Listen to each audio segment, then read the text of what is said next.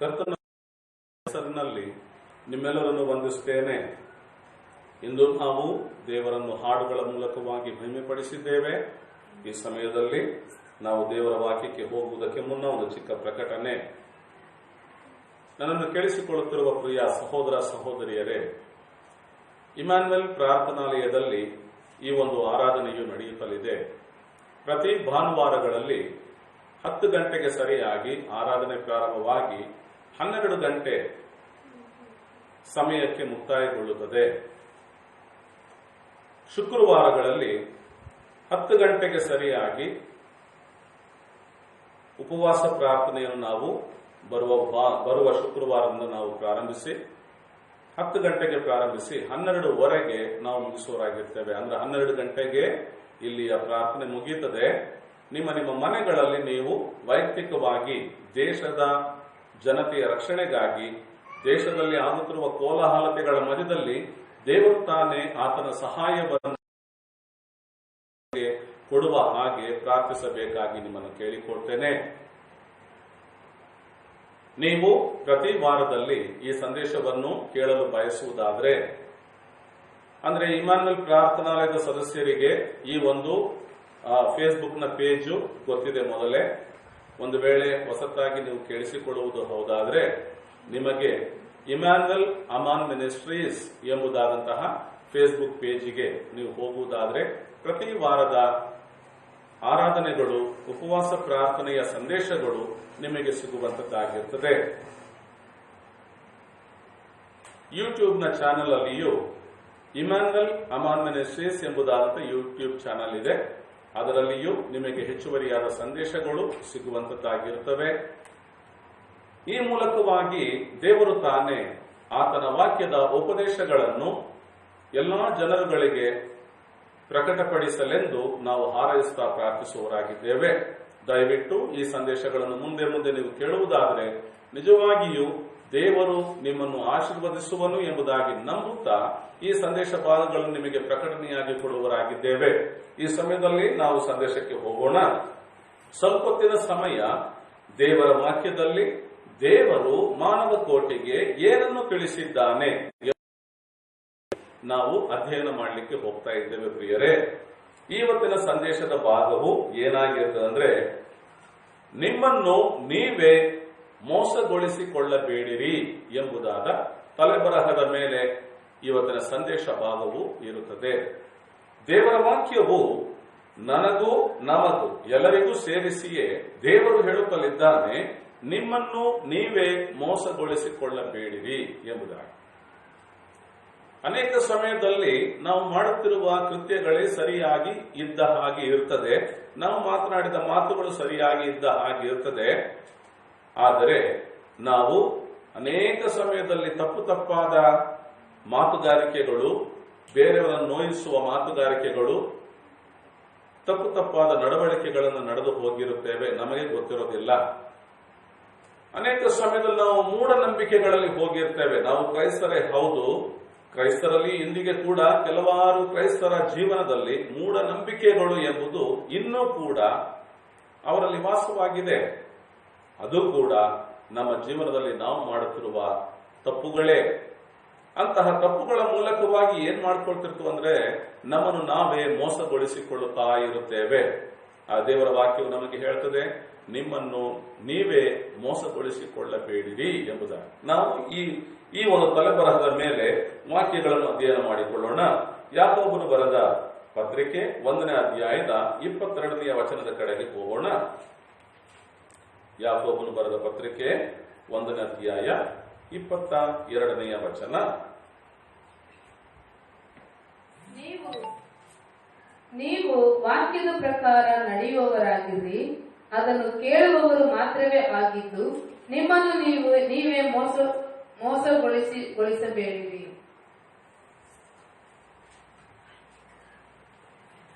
ಪ್ರಿಯ ಸಹೋದರರೇ, ದೇವರ ವಾಕ್ಯ ಮತ್ತೊಂದು ಸಾರಿ ಓದ್ರಿ ಮಾತನ್ನು. ನೀವು ವಾಕ್ಯದ ಪ್ರಕಾರ ನಡೆಯುವವರಾಗಿರ್ರಿ, ಅದನ್ನು ಕೇಳುವವರು ಮಾತ್ರವೇ ಆಗಿದ್ದು ನಿಮ್ಮನ್ನು ನೀವೇ ಮೋಸಗೊಳಿಸಬೇಡಿರಿ. ದೇವರ ವಾಕ್ಯವು ಕೇಳಿಕೊಳ್ಳುತ್ತಿರುವಂತಹ ನಿಮ್ಮನ್ನು ನನ್ನನ್ನು ಎಚ್ಚರಿಸುತ್ತದೆ.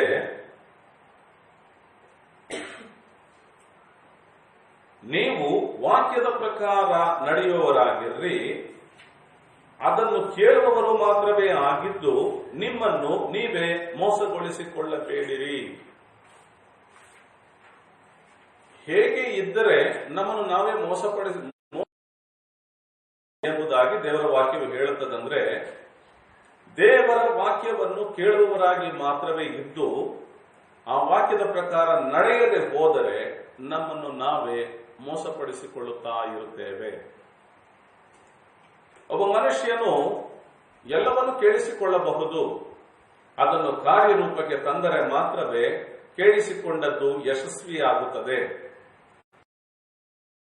ಕಾರ್ಯರೂಪಕ್ಕೆ ತರದೆ ಹೋದರೆ ಕೇಳಿಸಿಕೊಂಡದ್ದು ಯಾವುದು ಕೂಡ ಯಶಸ್ವಿಯಾಗಲಾರದು. ಹಾಗಿರುವಲ್ಲಿ ದೇವರ ವಾಕ್ಯದಲ್ಲಿ ದೇವರು ತಿಳಿಸಿದ್ದಾರೆ, ನಿಮ್ಮನ್ನು ನೀವೇ ಮೋಸಗೊಳಿಸಿಕೊಳ್ಳಬೇಡಿರಿ. ಸರಿ, ಯಶಸ್ವಿಯಾಗಬೇಕಾ ಎಂಬ ವಿಷಯಕ್ಕಿಂತ ದೇವರು ಇಲ್ಲಿ ಏನು ಮಾತನಾಡುತ್ತಿದ್ದಾರಂದ್ರೆ, ನಿಮ್ಮನ್ನು ನೀವೇ ಮೋಸಗೊಳಿಸಿಕೊಳ್ಳಬೇಡಿರಿ. ನೋಡಿ ಪ್ರಿಯರೇ, ದೇವರ ವಾಕ್ಯವನ್ನು ಕೇಳಿಸಿಕೊಂಡಾಗ ಆ ಪ್ರಕಾರ ನಡೆಯದೆ ಹೋದ್ರೆ ನಾವೇ ಮೋಸ ಹೋಗ್ತೀವಂತು, ಬೇರೆ ಯಾರನ್ನು ಮೋಸಪಡಿಸ್ತಿಲ್ಲ, ನಮ್ಮನ್ನು ನಾವೇ ಮೋಸಪಡಿಸಿಕೊಳ್ಳುತ್ತಿರುತ್ತೇವಂತೆ. ದೇವರ ವಾಕ್ಯವು ಹಾಗೆ ಹೇಳ್ತದೆ.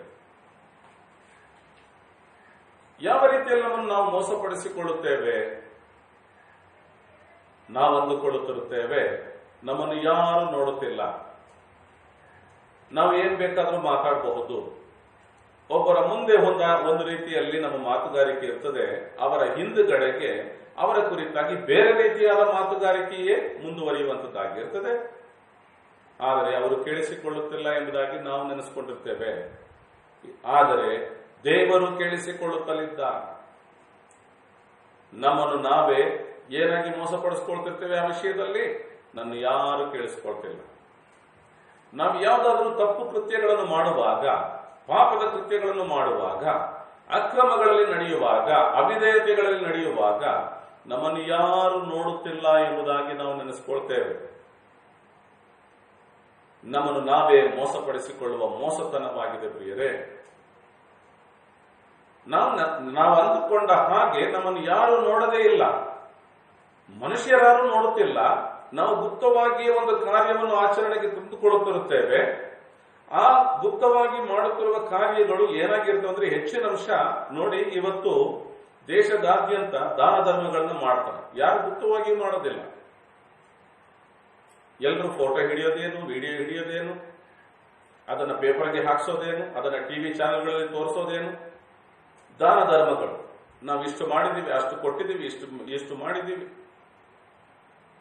ಯಾರೋ ಕೆಲವರು ಗುಪ್ತವಾಗಿ ಮಾಡಿದ ಹಾಗಿರ್ತದೆ, ಆಮೇಲೆ ಅದು ಪ್ರಚುರಕ್ಕೆ ಬಂದ್ಬಿಡುತ್ತದೆ. ಆದರೆ ಕೆಟ್ಟ ಕಾರ್ಯಗಳು, ಕೆಟ್ಟ ಕೆಲಸಗಳಿರ್ತಾವ ನೋಡ್ರಿ, ಅದನ್ನು ಪ್ರಚುರಕ್ಕೆ ಬರಬಾರದ ಹಾಗೆ ಭದ್ರವಾಗಿ ಗುಪ್ತವಾಗಿ ಮಾಡುವವರಾಗಿರ್ತೇವೆ. ಒಬ್ಬನು ಕಳ್ಳತನ ಮಾಡೋದಾದ್ರೆ ಯಾರಿಗೂ ಗೊತ್ತಿಲ್ಲದೆ ಗುಪ್ತವಾಗಿ ಮಾಡುವನಾಗಿರ್ತಾನೆ. ಅವನೇನು ಅಂದ್ಕೊಂಡಿರ್ತಾನೆ, ನನ್ನನ್ನು ಯಾರು ನೋಡಲಿಲ್ಲ, ಮನುಷ್ಯರು ಯಾರು ನೋಡಲಿಲ್ಲ, ಆದರೆ ದೇವರು ನೋಡುತ್ತಲಿದ್ದಾನೆ.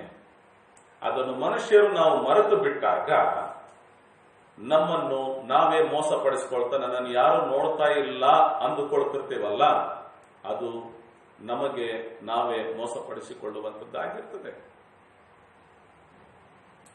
ಇನ್ನು ದೇವರ ವಾಕ್ಯವು ಹೇಳ್ತದೆ, ನೀವು ವಾಕ್ಯದ ಪ್ರಕಾರ ನಡೆಯುವವರಾಗಿರ್ರಿ. ಯಾವ ವಾಕ್ಯದ ಪ್ರಕಾರ ನಡೆಯುವವರಾಗಿರ್ರಿ? ನನ್ನನ್ನು ಕೇಳಿಸಿಕೊಳ್ಳುತ್ತಿರುವ ಪ್ರಿಯ ಸಹೋದರ ಸಹೋದರಿ, ಈ ಮೊದಲೇ ನೀವು ಕ್ರೈಸ್ತರಾಗಿರಬಹುದು, ಅಂದ್ರೆ ತಿರುಗಿ ಹುಟ್ಟಿದ, ರಕ್ಷಣೆ ಹೊಂದಿದ ಕ್ರೈಸ್ತರಾಗಿರಬಹುದು, ಅಥವಾ ಕ್ರೈಸ್ತರೆಂದು ಹೇಳಿಕೊಳ್ಳುವ ಕ್ರೈಸ್ತರಾಗಿರಬಹುದು, ಅಥವಾ ಇದೇ ಮೊದಲನೆಯ ಸಾರಿ ಈ ಸಂದೇಶ ಕೇಳಿಸಿಕೊಳ್ಳುತ್ತಿರುವವರಾಗಿರಬಹುದು. ಈ ಮೊದಲೇ ಕ್ರೈಸ್ತರಾಗಿದ್ದರೂ ಸರಿ, ಈಗಲೇ ವಾಕ್ಯ ಕೇಳುವವರಾಗಿದ್ದರೂ ಸರಿ, ಇನ್ನು ಮುಂದಕ್ಕೆ ವಾಕ್ಯ ಕೇಳುವವರಾಗಿದ್ದರೂ ಸರಿ, ದೇವರ ವಾಕ್ಯವೆಂಬ ಪವಿತ್ರ ಬೈಬಲ್ನ ವಾಕ್ಯಗಳು ಏನಿವೆಯೋ, ಇದು ದೇವರು ಮಾನವ ಕೋಟಿಗೆ ಕೊಟ್ಟಂತಹ ಒಂದು ಮುಗಿಯಲಾರದಂತಹ ಒಂದು ನಿಧಿಯಾಗಿದೆ. ಇದು ದೇವರು ಮಾನವ ಕೋಟಿಗೆ ಕೊಟ್ಟಂತ ಉಪದೇಶವಾಗಿದೆ. ಇದು ಎಲ್ಲದಕ್ಕಿಂತ ಹೆಚ್ಚಾಗಿ ದೇವರು ಮಾನವ ಕೋಟಿಗೆ ಕೊಟ್ಟಂತಹ ಪ್ರೇಮ ಪತ್ರವಾಗಿದೆ. ಮನುಷ್ಯರುಗಳು ಬರೆಯುವ ಪ್ರೇಮ ಪತ್ರ ಬೇರೆ, ಆದರೆ ದೇವರು ಮಾನವ ಕೋಟಿಗೆ, ತಾನು ಸೃಷ್ಟಿ ಮಾಡಿದ ಮನುಷ್ಯ ಜಾತಿಗೆ ಇಷ್ಟು ದೊಡ್ಡ ಪ್ರೇಮ ಪತ್ರವನ್ನು ಕೊಟ್ಟಿದ್ದಾನೆ. ಈ ಪ್ರೇಮ ಪತ್ರದ ಬಗ್ಗೆ ಇಲ್ಲಿ ಬರೆಯಲ್ಪಟ್ಟಿದೆ, ನೀವು ವಾಕ್ಯದ ಪ್ರಕಾರ ನಡೆಯುವವರಾಗಿರ್ರಿ. ಈ ಪ್ರೇಮ ಪತ್ರದ ಪ್ರಕಾರ ನಡೆಯುವವರಾಗಿರ್ರಿ. ಇದು ದೇವರು ಮಾತನಾಡಿದ ಮಾತುಗಳಾಗಿವೆ.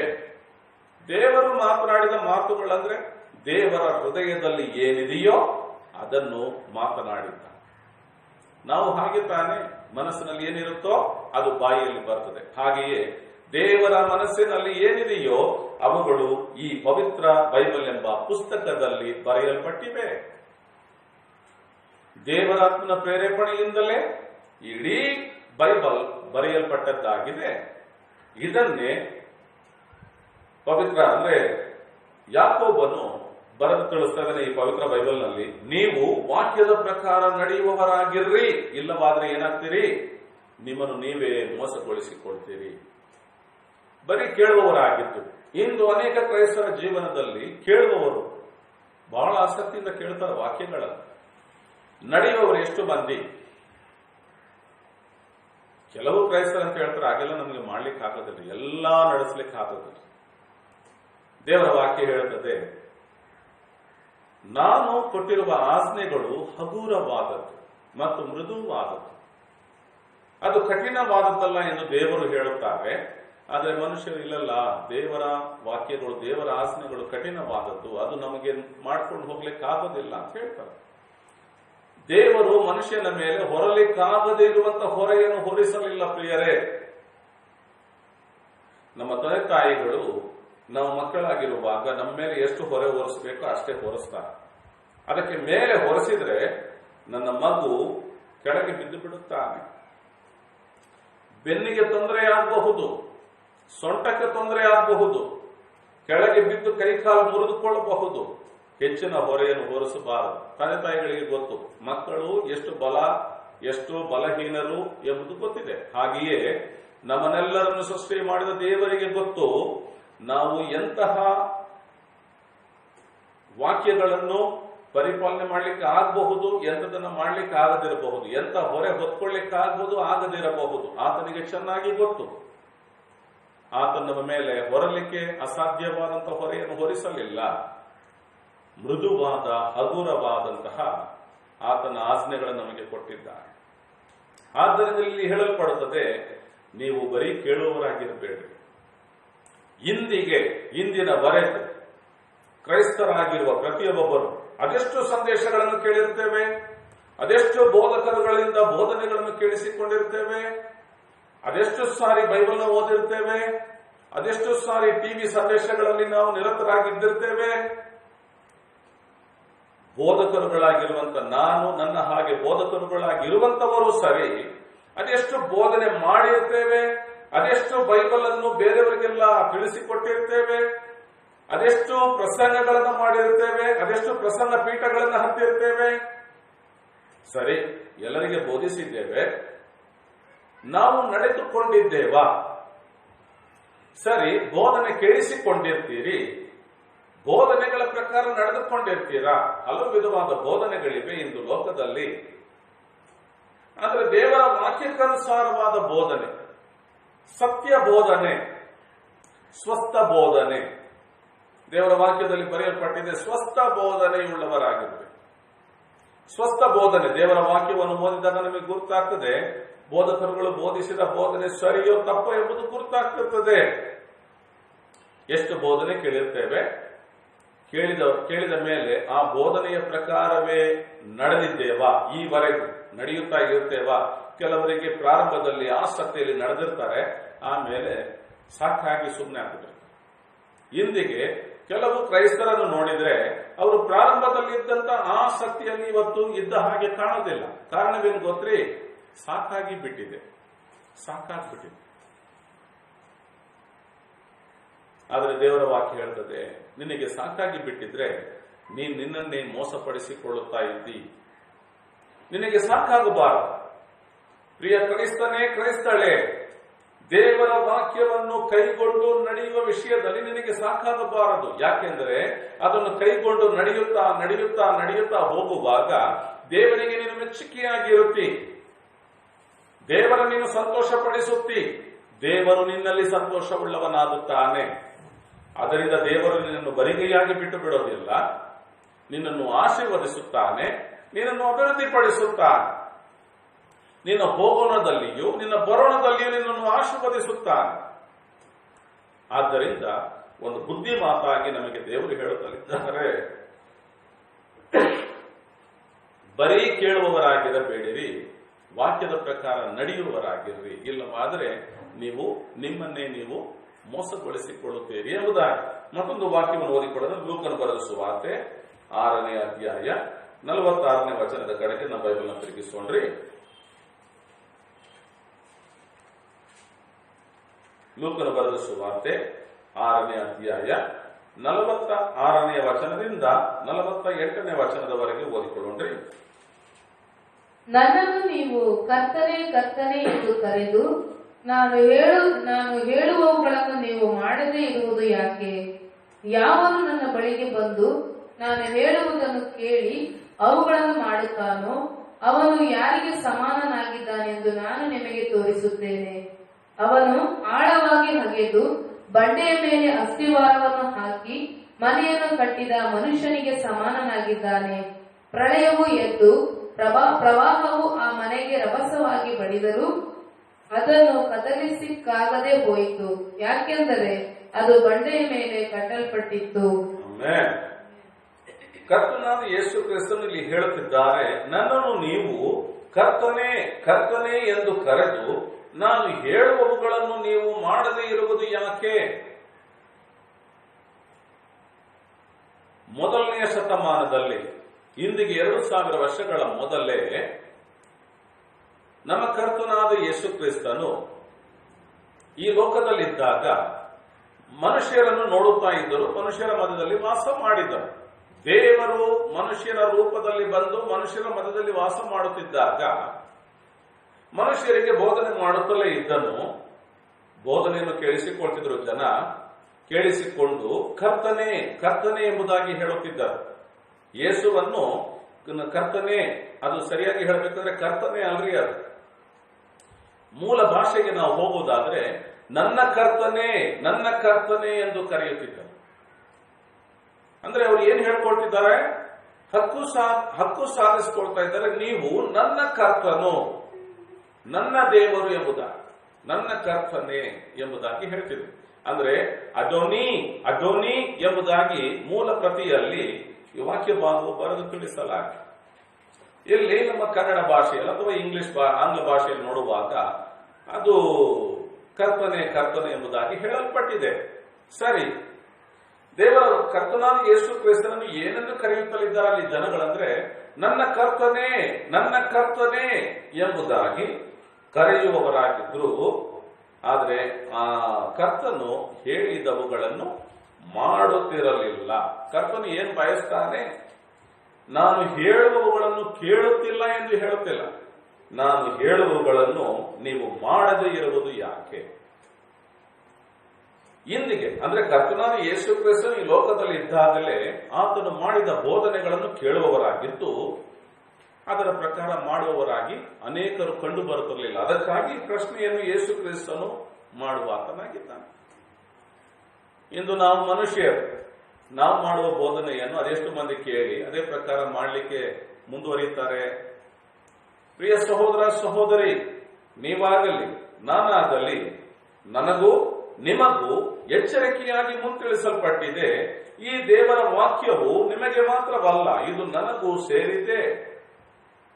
ನಮಗೆಲ್ಲರಿಗೂ, ನಾವೆಲ್ಲರೂ ಮಾನವರೇ, ನಮ್ಮೆಲ್ಲರಿಗೂ ಸೇರಿದ್ದೆ. ನಮಗೆಲ್ಲರಿಗೂ ಈ ಬುದ್ಧಿ ಮಾತಾಗಿದೆ. ನೀವು ಕೇಳುವವರಾಗಿ ಮಾತ್ರವಿದ್ದು ಅದನ್ನು ಕೈಗೊಳ್ಳದೆ ಹೋಗುವುದಾದ್ರೆ, ಅದನ್ನು ಮಾಡುವವರಾಗಿಲ್ಲದೆ ಹೋಗುವುದಾದ್ರೆ ನಿಮ್ಮನ್ನು ನೀವೇ ಮೋಸಪಡಿಸಿಕೊಳ್ಳುತ್ತೀರಿ ಎಂದು ನಾನು ಹೇಳುತ್ತಿಲ್ಲ, ದೇವರ ವಾಕ್ಯದ ಮೂಲಕವಾಗಿ ದೇವರು ತಿಳಿಸ್ತಾ ಇದ್ದಾನೆ.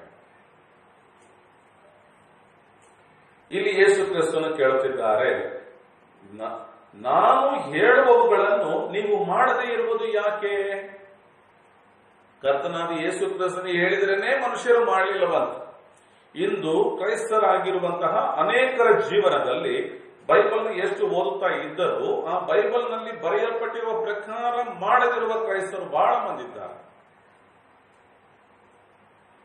ಬೇಸರ ಮಾಡಿಕೊಳ್ಬೇಡ್ರಿ, ನನ್ನನ್ನು ಸೇರಿಸಿ ಹೇಳುತ್ತಾ ಇದ್ದೇನೆ. ನಮಗೆ ದೇವರು ಹೇಳುತ್ತಲಿದ್ದಾನೆ, ನಮ್ಮನ್ನು ಕರ್ತನಾದ ಯೇಸು ಕ್ರಿಸ್ತನು ಏನಾಗಿ ಬಯಸ್ತಾನಂದ್ರೆ, ಆತನು ಹೇಳುವವುಗಳನ್ನು ನೀವುಗಳು ನಾನು ಮಾಡುವವರಾಗಿರಬೇಕೆಂದು ಬಯಸ್ತಾನೆ. ಯಾವನು ನನ್ನ ಬಳಿಗೆ ಬಂದು ನಾನು ಹೇಳುವವುಗಳನ್ನು ಕೇಳಿ ಅವುಗಳನ್ನು ಮಾಡುತ್ತಾನೋ ಅವನು ಯಾರಿಗೆ ಸಮಾನನಾಗಿದ್ದಾನೆಂದು ನಾನು ನಿಮಗೆ ತೋರಿಸುತ್ತೇನೆ. ಒಂದು ಸಾಮ್ಯವನ್ನು ಯೇಸು ಕ್ರಿಸ್ತನು ಇಲ್ಲಿ ಉಪಯೋಗಿಸಿಕೊಳ್ಳುತ್ತಾನೆ. ನಾನು ಹೇಳುವವುಗಳನ್ನು ಕೇಳಿ ಅವುಗಳನ್ನು ಮಾಡುವವನು ಯಾರಿಗೆ ಸಮಾನವಾಗಿದ್ದಾನೆ? 48ನೇ ವಚನ, ಅವನು ಆಳವಾಗಿ ಅಗೆದು ಬಂಡೆಯ ಮೇಲೆ ಅಸ್ತಿವಾರವನ್ನು ಹಾಕಿ ಮನೆಯನ್ನು ಕಟ್ಟಿದ ಮನುಷ್ಯನಿಗೆ ಸಮಾನವಾಗಿದ್ದಾನೆ. ಗಟ್ಟಿಯಾಗಿ ಆಳವಾಗಿ ಅಗೆದು ಬಂಡೆಯ ಮೇಲೆ ಒಳ್ಳೆಯ ಅಸ್ತಿವಾರ, ಗಟ್ಟಿಯಾದ ಅಸ್ತಿವಾರ ಹಾಕಿದಂತಹ ಮನುಷ್ಯನಿಗೆ ಸಮಾನನಾಗಿದ್ದಾನೆ. ಪ್ರಳಯವು ಎದ್ದು ಪ್ರವಾಹವು ಆ ಮನೆಗೆ ರಭಸವಾಗಿ ಬಡಿದರೂ ಅದನ್ನು ಕದಲಿಸಲಿಕ್ಕಾಗದೆ ಹೋಯಿತು. ಯಾಕೆಂದರೆ ಅದು ಬಂಡೆಯ ಮೇಲೆ ಕಟ್ಟಲ್ಪಟ್ಟಿತ್ತು. ಪ್ರಿಯ ಸಹೋದರ ಸಹೋದರಿಯರೇ, ಕರ್ತನಾದ ಯೇಸು ಕ್ರಿಸ್ತನು ಹೇಳಿದವುಗಳನ್ನು ಕೇಳಿಸಿಕೊಂಡು ಅದೇ ಪ್ರಕಾರ ಮಾಡುವವನು ಏನಾಗಿದ್ದಾನಂದ್ರೆ, ಆಳವಾಗಿ ಅಗೆದು ಬಂಡೆಯ ಮೇಲೆ ಅಸ್ತಿವಾರ ಹಾಕಿ ತನ್ನ ಮನೆಯನ್ನು ಗಟ್ಟಿಯಾಗಿ ಕಟ್ಟುತ್ತಾನೆ ನೋಡಿ, ಭದ್ರವಾಗಿ. ಅಂತಹ ಮನುಷ್ಯನಿಗೆ ಹೋಲಿಕೆಯಾಗಿದ್ದಾನೆ. ಆ ಮನುಷ್ಯನು ಕಟ್ಟಿಡಿದ ಕಟ್ಟಡ ಏನಿದೆಯಲ್ಲ, ಪ್ರವಾಹ ಬಂದರು, ತೆರೆಗಳು ಬಂದರು, ಬಿರುಗಾಳಿಗಳು ಬಂದರು, ಅದು ಗಟ್ಟಿಯಾಗಿ ನಿಲ್ಲುತ್ತದೆ. ಆದರೆ ಕರ್ತನಾದ ಯೇಸು ಕ್ರಿಸ್ತ 49ನೇ ವಚನದಲ್ಲಿ ಈ ಕೇಳಿಸಿಕೊಳ್ಳುತ್ತಾರೆ ಮಾಡದೆಲ್ಲ ನೋಡಿ ಅವರು ಯಾವುದಕ್ಕೆ ಹೋಲಿಕೆಯಾಗಿದ್ದಾರೆ ಎಂಬುದಾಗಿ ಅಲ್ಲಿ ತಿಳಿಸಿದ್ದಾರೆ. ಆದರೆ ನನ್ನ ಮಾತುಗಳನ್ನು ಕೇಳಿ ಅದರಂತೆ ಮಾಡದೆ ಇರುವವನು ಅಸ್ತಿವಾರವಿಲ್ಲದೆ ಮಣ್ಣಿನ ಮೇಲೆ ಮನೆಯನ್ನು ಕಟ್ಟಿದ ಮನುಷ್ಯನಿಗೆ ಹೋಲಿಕೆಯಾಗಿದ್ದಾನೆ. ಪ್ರವಾಹವು ಅದಕ್ಕೆ ರಭಸವಾಗಿ ಬಡಿದಿದ್ದರಿಂದ ಕೂಡಲೇ ಅದು ಬಿತ್ತು. ಇದರಿಂದ ಆ ಮನೆಯ ನಾಶನವು ದೊಡ್ಡದಾಗಿತ್ತು. ಕೇಳಿಸಿಕೊಂಡಿದ್ದಾರೆ, ಮಾಡಲಿಲ್ಲ. ಅವರು ಯಾವುದಕ್ಕೆ ಹೋಲಿಕೆಯಾಗಿದ್ದಾರೆ? ಅಸ್ತಿವಾರ ಇಲ್ಲದೆ ಮನೆ ಕಟ್ಟಿದವರು. ಅವರು ದೃಢಚಿತ್ತ ಇಲ್ಲದಂತವರು. ಇವತ್ತಿನ ಪರಿಸ್ಥಿತಿ ಇಡೀ ಭಾರತ, ಯಾಕೆ ಇಡೀ ಪ್ರಪಂಚವೇ ಈ ಕೊರೋನಾ ಎಂಬ ವೈರಸ್ನ ಸಮಸ್ಯೆಗಳನ್ನು ಎದುರಾಯಿಸ್ತಾ ಇದೆ. ಭಾರತ ದೇಶದಲ್ಲಿಯೂ ಹಾಗೆ ಆಗ್ತಾ ಇದೆ. ಈ ಒಂದು ಪರಿಸ್ಥಿತಿಯಲ್ಲಿ ಅದೆಷ್ಟೋ ಕ್ರೈಸ್ತರ ಜೀವನದಲ್ಲಿ ಕೂಡ ಭಯ ತುಂಬಿ ಹೋಗಿದೆ. ಕಾರಣವೇನು? ನಮಗೆ ಬಂದ್ಬಿಡ್ಬೋದೇನೋ ಕೊರೋನಾ, ನಮಗೇನಾಗ್ಬಿಡ್ಬೋದೇನೋ, ನಮ್ಮ ಕುಟುಂಬಕ್ಕೆ ಏನಾಗ್ಬಿಡ್ಬಹುದೇನೋ. ಕಾರಣವೇನು ಗೊತ್ತ್ರಿ? ಕರ್ತನಾದ ಯೇಸು ಕ್ರಿಸ್ತನು ಹೇಳಿದವುಗಳನ್ನು ಕೇಳಿಸಿಕೊಂಡಿದ್ದೇವೆ, ಅದರ ಪ್ರಕಾರ ನಡೆಯದೆ ಹೋದಾಗ ಆತ ನಮ್ಮನ್ನು ಸಂರಕ್ಷಿಸುತ್ತಾನೆ ಎಂಬ ನಂಬಿಕೆ ನಮಗಿಲ್ಲ. ಆತ ನಮ್ಮನ್ನು ನೋಡಿಕೊಳ್ಳುತ್ತಾನೆ ಎಂಬ ನಂಬಿಕೆ ನಮಗಿಲ್ಲ. ಕೀರ್ತನೆಗಾರನಾದ ದಾವೀದನು, ಅಂದ್ರೆ ಇಸ್ರಾಯೇಲ್ಯರ ಅರಸನಾದ ದಾವೀದನು ಹೇಳುತ್ತಾನೆ 23ನೇ ಕೀರ್ತನೆಯಲ್ಲಿ, ಕರ್ತನು ನನ್ನ ಕುರುಬನು, ನಾನು ಕೊರತೆ ಪಡೆನು. ನಾವು ಒಂದು ಹಾಡು ಹಾಡಿದ್ದೇವೆ ಈಗ ಸ್ವಲ್ಪ ಹೊತ್ತಿನ ಮುಂಚೆ. ನಿನ್ನೆಯೂ ಇಂದಿಗೂ ನಾಳೆಯೂ ಎಂದಿಗೂ ಯೇಸುವೇ ನನ್ನ ಕುರುಬ ಎಂಬುದಾಗಿ. ಕರ್ತನಾದ ಯೇಸು ಕ್ರಿಸ್ತನು ನಿನ್ನೆಗೆ ಮಾತ್ರ ನಮ್ಮನ್ನು ಕಾಯುವ ಕರ್ತನಲ್ಲ, ಇವತ್ತಿಗೆ ಮಾತ್ರ ನಮ್ಮನ್ನು ಕಾಯುವ ಕರ್ತನಲ್ಲ, ನಾಳೆಗೆ ಮಾತ್ರ ನಮ್ಮನ್ನು ಕಾಯುವ ಕರ್ತನಲ್ಲ, ಎಂದೆಂದಿಗೂ ನಮ್ಮನ್ನು ಕಾಯುವ ಕರ್ತನಾಗಿದ್ದಾನೆ. ಆತನನ್ನು ಮೀರಿ ಒಂದು ಕೊರೋನಾ ನಮಗೆ ಬರಲಿಕ್ಕೆ ಸಾಧ್ಯ ರೀ? ಒಂದು ವೇಳೆ ಆತನು ಅನುಮತಿಸಿದ್ರೆ ಮಾತ್ರ ನಮ್ಮಲ್ಲಿ ಬರಲಿಕ್ಕೆ ಸಾಧ್ಯವೇ ಬಿಟ್ರೆ, ಯಾಕೆಂದರೆ ಆತ ನಮ್ಮನ್ನ ಕಾಯುವ ಕರ್ತನಾಗಿದ್ದಾನೆ, ನಮ್ಮ ಒಳ್ಳೆಯ ತಂದೆಯಾಗಿದ್ದಾನೆ. ಆ ತಂದೆಯ ಅನುಮತಿ ಇಲ್ಲದೆ ಆತನ ಮಕ್ಕಳ ಬಳಿಯಲ್ಲಿ ಯಾವುದೇ ಮಾಟ ಮಂತ್ರಗಳು, ಮಡಿಕೆ ಕುಡಿಕೆಗಳು, ದೆವ್ವ ಭೂತಗಳು, ಕೊರೋನಾದಂತಹ ಸಿಂಪ್ಟಮ್ಗಳು, ವೈರಸ್ಸುಗಳು, ರೋಗಗಳು ಬರಲಿಕ್ಕೆ ಸಾಧ್ಯವೇ ಇಲ್ಲ. ಆತನು ಅನುಮತಿಸಿದ್ರೆ ಸಾಧ್ಯ. ಅದನ್ನು ಎಲ್ಲಿ ನಾವು ಗುರುತಿಸ್ಕೊಳ್ತೇವೆ? ಯೋಬನ ಜೀವನ ಚರಿತ್ರೆಯನ್ನು ಬೈಬಲ್ನಲ್ಲಿ ಓದುವುದಾದ್ರೆ ಅಲ್ಲಿ ನಮಗೆ ಗುರುತಾಗ್ತದೆ, ದೇವರೇ ಅನುಮತಿಸಿದ್ದಾರೆ. ಯೋಬನ ಜೀವನದಲ್ಲಿ ಭಯಂಕರವಾದಂತಹ ಪರಿಸ್ಥಿತಿ ಅಲ್ಲಿ ಪ್ರಕಟವಾಗ್ತದೆ. ಆದರೆ 42ನೇ ಅಧ್ಯಾಯಕ್ಕೆ ಹೋಗುವಾಗ ದೇವರೇ ಅದನ್ನು ಸರಿಪಡಿಸಿದ್ದಾರೆ. ದೇವರು ಹೇಳುತ್ತಾನೆ, ಇಸ್ರಾಯೇಲೇ, ನಾನೇ ಗಾಯ ಮಾಡುವವನು, ಗಾಯ ಕಟ್ಟುವವನು ನಾನೇ ಆಗಿದ್ದೇನೆಂಬುದಾಗಿ. ಯಾಕೆಂದರೆ ನೋಡಿ, ಒಂದು ಕುಟುಂಬ ಎಂದು ಹೇಳುವಾಗ ತಂದೆ ತಾಯಿಗಳು ಮಕ್ಕಳನ್ನು ದಂಡಿಸುವ ಅಧಿಕಾರ ಇದೆ, ತಪ್ಪು ಮಾಡಿದಾಗ ದಂಡಿಸುವ ಅಧಿಕಾರವಿದೆ. ಅದೇ ಸಮಯದಲ್ಲಿ ಮಕ್ಕಳಿಗೆ ದಂಡಿಸಿದ ಸಮಯದಲ್ಲಿ ಚಿಕ್ಕ ಪುಟ್ಟ ಗಾಯಗಳಾಗಿ ಬಿಟ್ರೆ ಆ ತಂದೆ ತಾಯಿಗಳು ಸುಮ್ಮನೆ ನೋಡ್ಕೊಂಡು ಇರೋದಿಲ್ರಿ. ಆ ಮಕ್ಕಳಿಗೆ ಮದ್ದು ಮಾಡ್ತಾರೆ. ಯಾಕೆ? ಆ ಮಗು ನನ್ನದು. ಅದುವೇ ಹೊರಗಡೆಗೆ ಯಾರ್ಯಾರಿಗೋ ಹೊಡೆದಾಟ ನಡೀತದೆ. ಹೊಡೆದಂತ ವ್ಯಕ್ತಿ ಗಾಯವಾದ ವ್ಯಕ್ತಿಗೆ ಮದ್ದು ಹಾಕ್ತಾನ್ರಿ? ಹಾಕಲಾರನು. ಆದರೆ ತಂದೆ ತಾಯಿಗಳು ತನ್ನ ಮಕ್ಕಳುಗಳಿಗೆ ಹೊಡೆಯುವುದರ ಉದ್ದೇಶವೇನು? ಮಕ್ಕಳು ಸರಿದಾರಿಯಲ್ಲಿ ನಡೆಯಬೇಕು, ತಪ್ಪು ದಾರಿಯಲ್ಲಿ ನಡೀಬಾರದು ಎಂಬುದರ ಉದ್ದೇಶ. ತಪ್ಪು ಮಾಡಿರ್ತಾರೆ, ಇನ್ನು ಮುಂದೆ ಆ ತಪ್ಪು ಮಾಡಬಾರದು ಎಂಬ ಉದ್ದೇಶ. ಅದಕ್ಕಾಗಿ ಶಿಕ್ಷೆ ಕೊಡ್ತಾರೆ, ಶಿಕ್ಷಣ ಕೊಡುತ್ತಾರೆ. ಕೊಟ್ಟಾಗ ಗಾಯಗಳಾದ್ರೆ ಅದಕ್ಕೆ ಮದ್ದು ಮಾಡ್ತಾರೆ. ಅದೇ ಸಮಯದಲ್ಲಿ ಮಕ್ಕಳಿಗೆ ಆ ತಪ್ಪುಗಳಿಂದ ತಿದ್ದುಕೊಳ್ಳೋದಕ್ಕೆ ಬೇಕಾಗುವ ಶಿಕ್ಷಣವನ್ನು ಕೊಟ್ಟು ಸರಿದಾರಿಯಲ್ಲಿ ನಡೆಸ್ತಾರೆ. ಹಾಗೆಯೇ ನಮ್ಮ ಕರ್ತನಾದ ಯೇಸು ಕ್ರಿಸ್ತನು ಕೂಡ ನಮ್ಮನ್ನು ಸರಿದಾರಿಗೆ ನಡೆಸುವುದಕ್ಕಾಗಿ ಸಣ್ಣ ಪುಟ್ಟ ಶಿಕ್ಷೆಗಳನ್ನು ನಮಗೆ ಕೊಡಬಹುದೇನೋ, ಶಿಕ್ಷಣಗಳನ್ನು ಕೊಡಬಹುದೇನೋ. ಒಂದು ವೇಳೆ ಒಂದು ತಪ್ಪು ನಡೆದಿದ್ರು ಕೂಡ ಶಿಕ್ಷಣಗಳನ್ನು ಕೊಡದೇ ಇರುವುದಾದ್ರೆ ನೋಡುತ್ತಿರುವ ವ್ಯಕ್ತಿ ಸರಿ ಇಲ್ಲ ಅಂತ, ನೀನ್ ನಾಶವಾಗಿ ಹೋಗಿ ಏನಾದ್ರೂ ಕೆಟ್ಟದ್ದು ಮಾಡಿ ಹಾಳಾಗಿ ಹೋಗು ಅಂತ ಬಿಟ್ಟದ್ದಕ್ಕೆ ಅರ್ಥ ಅದು. ಆದರೆ ನಮ್ಮ ದೇವರು ಒಳ್ಳೆಯವನಾಗಿದ್ದ. ಆತ ನಮ್ಮನ್ನು ಹಾಗೆ ಬಿಟ್ಟು ಬಿಡೋದಿಲ್ಲ, ನಮ್ಮನ್ನು ಶಿಕ್ಷಿಸ್ತಾನೆ, ಶಿಕ್ಷಣ ಕೊಡುತ್ತಾನೆ. ಯಾರೋ ಶಿಕ್ಷಿಸಲಿಕ್ಕೆ ಶಿಕ್ಷಣ ಕೊಡೋದಕ್ಕೆ ಬಿಡೋದಿಲ್ರಿ, ಆತ ನಮ್ಮನ್ನು ಶಿಕ್ಷಿಸ್ತಾನೆ. ಅದಕ್ಕೆ ನಾನೇ ಗಾಯ ಮಾಡುತ್ತೇನೆ, ನಾನೇ ಗಾಯವನ್ನು ಕಟ್ಟುತ್ತೇನೆ ಎಂಬುದಾಗಿ ದೇವರು ಹೇಳುತ್ತಾನೆ. ನೋಡುವಾಗ ಇಂತಹ ಒಂದು ಪರಿಸ್ಥಿತಿ ಅದಲು ಬದಲಾಗಿದೆ. ಸರಿ, ಇದರಲ್ಲಿ ಎಷ್ಟು ಕ್ರೈಸ್ತರಿಗೆ ದೃಢ ನಿಶ್ಚಯತೆ ಇದೆ, ದೃಢ ನಂಬಿಕೆ ಇದೆ. ನನ್ನ ಕರ್ತನು ನನಗೆ ಕುರುಬನಾಗಿದ್ದಾನೆ, ಆತ ನಿನ್ನೆಯೂ ಎಂದಿಗೂ ನಾಳೆಯೂ ಎಂದಿಗೂ ಆತನೇ ನನ್ನ ಕುರುಬ. ಆ ಕುರುಬನ ಭದ್ರತೆಯೊಳಗಿನಿಂದ ಯಾವ ತೋಳವೂ ಈ ಕುರಿಯಾಗಿರುವ ನನ್ನನ್ನು ಬಾಚಿಕೊಂಡು ಹೋಗಲಾರದು ಎಂಬುದರ ದೃಢ ನಿಶ್ಚಯ ಎಷ್ಟು ಮಂದಿಗಿದೆ? ಯಾಕೆ ಕ್ರೈಸ್ತರ ಒಳಗೆ ಭಯ ಬರ್ತದೆ ರೀ? ಯಾಕೆ ಅಪನಂಬಿಕೆ ಬರ್ತದೆ ರೀ? ಅವರು ದೇವರ ವಾಕ್ಯವನ್ನು ಅಂದ್ರೆ ಕ್ರಿಸ್ತನ ಮಾತುಗಳನ್ನು ಕೇಳಿಸಿಕೊಳ್ಳುತ್ತಾರೆ. ಆ ಪ್ರಕಾರ ನಡೆಯದೆ ಹೋಗುವುದರಿಂದ ಅವರು ಏನಾಗಿರ್ತಾರೆ ಅಂದ್ರೆ ಮಣ್ಣಿನ ಮೇಲೆ ಅಸ್ಥಿವಾರವಿಲ್ಲದೆ ಕಟ್ಟಿದ ಮನೆಯ ಆಗಿರ್ತಾರೆ.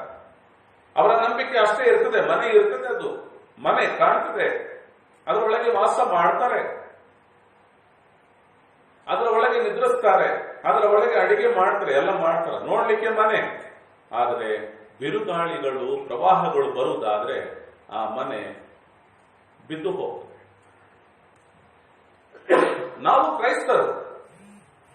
ನಾವು ಕ್ರೈಸ್ತರಾಗಿದ್ದೇವೆ, ದೇವಾಲಯಗಳಿಗೆ ಹೋಗ್ತೇವೆ, ಪ್ರಾರ್ಥನೆ ಮಾಡ್ತೇವೆ, ಬೈಬಲ್ ಓದ್ತೇವೆ, ಮತ್ತೆ ಕೆಲವರೆಲ್ಲ ಬಹಳ ಹೆಚ್ಚುವರಿಯಾದ ಪ್ರಾರ್ಥನೆಗಳನ್ನು ಮಾಡ್ತೇವೆ. ಎಲ್ಲ ಚಂದ, ಒಳ್ಳೆ, ನೋಡ್ಲಿಕ್ಕೆ ನಾವು ಕ್ರೈಸ್ತರಾಗಿ ಇದ್ದೇವೆ. ಆದರೆ ನಮ್ಮ ಜೀವನದಲ್ಲಿ ಪ್ರವಾಹಗಳು ಬಡಿದರೆ, ನಮ್ಮ ಜೀವನದಲ್ಲಿ ದೊಡ್ಡ ದೊಡ್ಡ ಸಮಸ್ಯೆಗಳು ಎದುರಾಯಿಸುವುದಾದ್ರೆ ಆಗ ಗುರುತಾಗ್ತದೆ ನಾವು ನಿಜವಾಗಿ ಕ್ರೈಸ್ತರೋ ಅಲ್ಲವೋ ಎಂಬುದು. ಆಗನೇ ಗೊತ್ತಾಗ್ತದೆ ನಮ್ಮ ದೇವರ ಮೇಲೆ ನಮಗಿರುವ ನಂಬಿಕೆ ಎಷ್ಟು ಎಂಬುದು. ಚೆನ್ನಾಗಿದ್ದವರೆಗೆ ನಾವು ಕ್ರೈಸ್ತರ, ಚೆನ್ನಾಗಿದ್ದವರೆಗೆ ದೇವರಿಗೆ ಸ್ತೋತ್ರ, ನಾವು ಚೆನ್ನಾಗಿರುವವರೆಗೆ ದೇವರಿಗೆ ಮಹಿಮೆ. ನಮಗೆ ದೇವರು ಎಲ್ಲವನ್ನು ಕೊಡುತ್ತಾ ಇರುವವರೆಗೂ ದೇವರು ಒಳ್ಳೆಯವನು. ಯಾವಾಗ ಕೊಡುವುದು ನಿಂತು ಹೋಗ್ತದೋ ಅಥವಾ ಕೊಡುವುದನ್ನು ಸ್ವಲ್ಪ ಸಮಯ ತಡೆಗಟ್ಟಿ ನಿಲ್ಲಿಸುತ್ತಾನೋ ಅಥವಾ ಶಿಕ್ಷಣಗಳನ್ನು ಕೊಡುತ್ತಾನೋ, ತಿದ್ದುಪಾಠುಗಳನ್ನು ನಮ್ಮ ಜೀವನದಲ್ಲಿ ಮಾಡುವುದಕ್ಕೆ ನಮಗೆ ನೋವು ಆಗುತ್ತದೋ ಆವಾಗ ಗುರುತಾಗ್ತದೆ ದೇವರ ಮೇಲೆ ನಂಬಿಕೆ. ದೇವರಿಗೆ ನಾ ಇಷ್ಟೆಲ್ಲ ಪ್ರಾರ್ಥನೆ ಮಾಡಿ ಏನು ಪ್ರಯೋಜನ ಬಂತು, ನನಗೆ ಹಿಂಗಾಯಿತಲ್ಲ. ಪ್ರಿಯ ಸಹೋದರ ಸಹೋದರಿಯರೇ, ನನ್ನನ್ನು ಕೇಳಿಸಿಕೊಳ್ಳುತ್ತಿರುವ ನೀವು ಯಾರೇ ಆಗಿದ್ದರೂ ಸರಿ, ದೇವರ ವಾಕ್ಯದ ಪ್ರಕಾರದಲ್ಲಿ ಇಂದು ದೇವರ ಕರ್ತನಾದ ಯೇಸು ಕ್ರಿಸ್ತರು ನಮಗೆ ತಿಳಿಸಿದ ಪ್ರಕಾರದಲ್ಲಿ ನಾವು ಬರೀ ಕೇಳುವವರಾಗಿಲ್ಲದೆ ಕೇಳಿದರ ಪ್ರಕಾರದಲ್ಲಿ ಮಾಡುವವರಾಗಿರಬೇಕು. ಮೊದಲನೇ ಶತಮಾನದಲ್ಲಿ ಪೌಲನು ಬೋಧನೆ ಮಾಡುತ್ತಿರುವ ಕಾಲದಲ್ಲಿ ಒಂದು ಸಭೆ ಇದೆ. ಆ ಸಭೆಯವರು ಅವನು ಮಾಡಿದ ಬೋಧನೆಗಳನ್ನು ಕೇಳಿಸಿಕೊಳ್ತಿದ್ರು. ಅವನು ಮಾಡಿದ ಬೋಧನೆ ಸರಿಯೋ ತಪ್ಪೋ ಎಂಬುದನ್ನು ಅವರುಗಳು ಮನೆಗಳಿಗೆ ಹೋದ ಮೇಲೆ ವಾಕ್ಯವನ್ನು ತೆಗೆದುಕೊಂಡು ಪರಿಶೀಲನೆ ಮಾಡಿದ್ರು. ಅವ್ರು ಕೊಟ್ಟ ವಾಕ್ಯ ಸರಿನಾ ಇಲ್ಲವಾ. ಇವತ್ತು ಬೋಧನೆಗಳು ಅನೇಕ ವಿಧದಲ್ಲಿ ಇರುತ್ತವೆ. ನಮ್ಮ ಬೈಬಲ್ಗಳನ್ನ ತೆಗೆದುಕೊಂಡು ಅವರು ಬೋಧಿಸಿದ ಬೋಧನೆ ಈ ವಾಕ್ಯಕ್ಕನುಸಾರವಾಗಿ ಇದೆಯಾ ಇಲ್ಲವಾ ಎಂದು ಪರಿಷ್ಕರಿಸುವವರು ಎಷ್ಟು ಮಂದಿ ನಾವು? ಏನಾದ್ರೂ ಬೋಧನೆ ಮಾಡಲಿ, ಪಾಸ್ಟರ್ ಹೇಳಿದ್ರೆ ಅಂದ್ರೆ ಬೋಧಕರು ಹೇಳಿದ್ರೆ ದೇವರು ಹೇಳಿದ ಹಾಗೆ ಎಂದು ನೆನೆಸುವವರು ಹಲವಾರು ಕ್ರೈಸ್ತರಿದ್ದಾರೆ. ಪಾಸ್ಟರ್ ಹೇಳಿದ್ರೆ ದೇವರು ಹೇಳಿದ ಹಾಗೆ ಅಲ್ರಿ, ವಾಕ್ಯದಲ್ಲಿ ಬರೆಯಲ್ಪಟ್ಟ ಹಾಗೆ ಒಬ್ಬ ಬೋಧಕನು ಬೋಧಿಸಿದ್ರೆ ಅದು ದೇವರ ವಾಕ್ಯ. ವಾಕ್ಯದಲ್ಲಿ ಬರೆಯಲ್ಪಟ್ಟದ್ದನ್ನು ಅದಲು ಬದಲು ಮಾಡುವುದು ಅದರ ದೇವರ ವಾಕ್ಯವಲ್ಲ, ಅದು ಸೈತಾನನ ಬೋಧನೆ. ದೇವರು ಏದೆನ ತೋಟದಲ್ಲಿ ಆದಮ ಹವ್ವಳಿಗೆ ಆಜ್ಞೆಗಳನ್ನು ಮಾಡಿದ್ದರು. ಒಳ್ಳೆಯ ತೋಟ ಮಾಡಿದ್ದರು. ಎಲ್ಲಾ ತರವಾದಂತಹ ಹಣ್ಣುಗಳನ್ನು ಬಿಡುವ, ಬೀಜವಿರುವ ಹಣ್ಣುಗಳನ್ನು ಬಿಡುವ ಮರಗಳನ್ನು ದೇವರು ಸೃಷ್ಟಿ ಮಾಡಿದ್ದರು. ಆದಮ ಹವ್ವಳನ್ನು ಅದರೊಳಗೆ ಇಡುವಾಗ ಹೇಳಿದ್ರು, ಈ ತೋಟದಲ್ಲಿರುವ ಎಲ್ಲಾ ಮರದ ಹಣ್ಣುಗಳನ್ನು ನೀವು ತಿನ್ನಬಹುದು. ತೋಟದ ಮಧ್ಯದಲ್ಲಿ 2 ಮರಗಳಿವೆ. ಒಂದು ಜೀವ ವೃಕ್ಷದ ಮರ, ಇನ್ನೊಂದು ಮರ ಒಳ್ಳೆಯದನ್ನು ಕೆಟ್ಟದ್ದನ್ನು ತಿಳಿದುಕೊಳ್ಳುವ ತಿಳುವಳಿಕೆಯ ಅಂದ್ರೆ ಅರುಹನ್ನು ಹುಟ್ಟಿಸುವ ಮರ. ಜೀವ ವೃಕ್ಷದ ಮರದ ಕುರಿತು ದೇವರು ಏನು ಹೇಳಿಲ್ಲ, ಆದರೆ ಒಳ್ಳೆಯದನ್ನು ಕೆಟ್ಟದ್ದನ್ನು ತಿಳಿದುಕೊಳ್ಳುವ ಅರುಹನ್ನು ಹುಟ್ಟಿಸುವ ಮರ ಇದೆ ನೋಡ್ರಿ, ಆ ವಿಷಯದಲ್ಲಿ ಆದಮ ಹವ್ವಳಿಗೆ ಹೇಳಿದ್ರು, ಆ ಮರದ ಹಣ್ಣನ್ನು ಮಾತ್ರ ನೀವು ತಿನ್ನಬಾರದು, ತಿಂದ ದಿನದಲ್ಲಿ ಸಾಯುವಿರಿ. ಇದನ್ನು ದೇವರು ಹೇಳಿದರು. ನಾವು ನಮ್ಮ ಮಕ್ಕಳುಗಳನ್ನು ಮನೆಗಳಲ್ಲಿ ಬಿಟ್ಟು ಹೋಗುವಾಗ ಎಲ್ಲಾದ್ರೂ ಹೊರಗಡೆ ಹೋಗ್ತೀವಂದ್ರೆ ನಮ್ಮ ಮಕ್ಕಳುಗಳಿಗೆ ಇದೆಲ್ಲ ಇದೆ, ಇದೆಲ್ಲ ಮಾಡ್ಕೊಳ್ರಿ, ಊಟ ಮಾಡ್ಕೊಳ್ರಿ, ಇಲ್ಲಿ ಪಲ್ಯ ಇಟ್ಟಿದ್ದೇವೆ, ಇಲ್ಲಿ ತರಕಾರಿ ಇಟ್ಟಿದ್ದೇವೆ, ಇದು ಮಾಡ್ಕೊಳ್ರಿ, ನಾವು ಮಧ್ಯಾಹ್ನಕ್ಕೆ ಸಾಯಂಕಾಲಕ್ಕೆಲ್ಲ ಬಂದ್ಬಿಡ್ತೀವಿ, ಇದೆಲ್ಲ ಮಾಡ್ಕೊಳ್ರಿ. ಆದರೆ ಕೆಲವೊಂದು ಆಜ್ಞೆಗಳಿರ್ತವೆ. ಅದೇನಂದ್ರೆ ಗ್ಯಾಸ್ನ ಹತ್ರ ಹೋಗ್ಬೇಡ್ರಿ, ಅಥವಾ ಹೊರಗಡೆಗೆ ಓಡಬೇಡ್ರಿ, ಅಥವಾ ಕರೆಂಟ್ನಲ್ಲಿ ಕೈ ಹಾಕಬೇಡ್ರಿ. ಇಂತಹ ಕೆಲವು ವಿಷಯಗಳನ್ನು ಅವರಿಗೆ ಎಚ್ಚರಿಕೆಯಾಗಿ ಕೊಟ್ಟಿರ್ತೇವೆ. ಉದ್ದೇಶವೇನು? ನಮ್ಮ ಮಕ್ಕಳ ಕ್ಷೇಮ. ನಮ್ಮ ಮಕ್ಕಳು ನಮ್ಮ ಮಾತು ಕೇಳಿದ್ರೆ ಅವರು ಕ್ಷೇಮವಾಗಿರ್ತಾರೆ. ಒಂದು ವೇಳೆ ಕರೆಂಟ್ ಒಳಗೆ ಬೆರಳು ಇಟ್ಟಿದ್ರೆ ಕರೆಂಟ್ ಹೊಡೆದು ಎಳಸ್ಕೊಂಡಿರ್ತಾರೆ. ಮಕ್ಕಳು ಹಾಗೆ ಆಗಬಾರದು ಎಂಬುದಕ್ಕಾಗಿ ನಾವು ನೋಡಿ, ಅಲ್ಲಿ ಕರೆಂಟು ಯಾಕೆ ಇಟ್ಟಿದ್ದೀರಿ ಅಂದ್ರೆ ಕರೆಂಟ್ ಬೇಕು, ಅದಕ್ಕೆ ಇಟ್ಟಿದ್ದೇವೆ, ನಮ್ಮ ಉಪಯೋಗಕ್ಕೆ ಬೇಕು, ದೈನಂದಿನ ಉಪಯೋಗಕ್ಕೆ. ಅದಕ್ಕಂತ ಮಕ್ಕಳು ಕರೆಂಟ್ ಅಲ್ಲಿ ಕೈ ಇಡ್ತಾರೆ, ಅದಕ್ಕಂತ ಕರೆಂಟ್ ಎಲ್ಲ ಮುಚ್ಚಿಟ್ಬಿಡುವಂತ ಆಗುದಿಲ್ಲ. ಅದಕ್ಕಾಗಿ ಹಾಗೆಯೇ ಕರ್ತನಾದ ದೇವರು ಕೂಡ ತೋಟದಲ್ಲಿ ಎಲ್ಲವನ್ನು ಇಟ್ಟು ಬಿಟ್ಟು ಒಳ್ಳೆಯದು ಒಳ್ಳೆಯದನ್ನು ಕೆಟ್ಟದ್ದನ್ನು ತಿಳಿಯುವ ಅರುಹನ್ನು ಹುಟ್ಟಿಸುವ ಮರವನ್ನು ಇಟ್ಟಿದ್ದನು. ಅವರಿಗೆ ಕೊಟ್ಟ ಆಜ್ಞೆ ದೊಡ್ಡ ಕಠಿಣವಾದ ಆಜ್ಞೆ ಅಲ್ಲ, ಬಹಳ ಹಗುರವಾದ ಆಜ್ಞೆ. ಏನದು? ಎಲ್ಲಾ ಮರದ ಹಣ್ಣುಗಳನ್ನು ನೀವು ತಿನ್ರಿ, ತೋಟದ ಮಧ್ಯದಲ್ಲಿರುವ ಆ ಒಂದು ಮರದ ಹಣ್ಣನ್ನು ಮಾತ್ರ ನೀವು ತಿನ್ಬೇಡ. ಅದು ಕಷ್ಟಕರವಾದ ವಿಷಯವಾ? ಅದನ್ನು ಹಿಂಬಾಲಿಸ್ಲಿಕ್ಕಾಗೋದಿಲ್ವಾ? ಅನೇಕ ಸಮಯದಲ್ಲಿ ಮನುಷ್ಯನ ಸಹಜ ಗುಣಲಕ್ಷಣ ಏನ್ ಗೊತ್ತ್ರಿ? ಏನು ಮಾಡ್ಬೇಕಂತ ಹೇಳ್ತೇವೋ ಅದನ್ನು ಮಾಡೋದಿಲ್ಲ, ಏನ್ ಮಾಡೋದು ಬೇಡ ಅಂತ ಹೇಳ್ತೇವೆ ಅದನ್ನೇ ಮಾಡ್ತೇವೆ. ಮನುಷ್ಯನ ಸಹಜ ಗುಣಲಕ್ಷಣ. ಎಲ್ಲಿ ಹೋಗ್ಬೇಕಂತ ಹೇಳ್ತೀವಿ ಅಲ್ಲಿ ಹೋಗೋದಿಲ್ಲ, ಎಲ್ಲಿ ಹೋಗ್ಬೇಡ್ರಿ ಅಂತ ಹೇಳ್ತೀವಿ. ಏನಿರ್ಬೋದಲ್ಲಿ, ಯಾಕೆ ಹೋಗ್ಬೇಡ್ರಿ ಅಂತ ಹೇಳ್ತಾರ? ಅದನ್ನ ಹೆಂಗಾದ್ರೂ ಹೋಗಿ ನೋಡ್ಕೊಂಡ್ ಬಂದ್ಬಿಡ್ಬೇಕು, ಅದ್ರೊಳಗೆ ಏನಿರ್ಬೋದು? ಮನುಷ್ಯನ ಸಹಜ ಗುಣಲಕ್ಷಣ.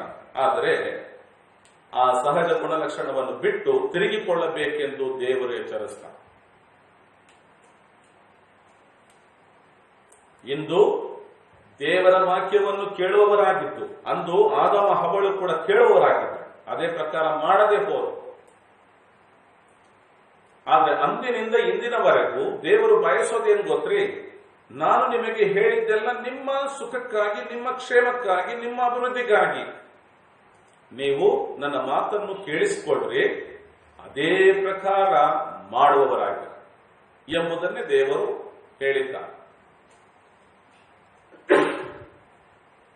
ಈಗ ಬರೀ ಕೇಳಿಸ್ಕೊಳ್ತಾ ಇರ್ತಾರೆ ನೋಡ್ರಿ, ಮಾಡೋದಿಲ್ಲ ನೋಡ್ರಿ, ಅವರುಗಳು ನಿಜ ಕ್ರೈಸ್ತರು ಅಲ್ಲ.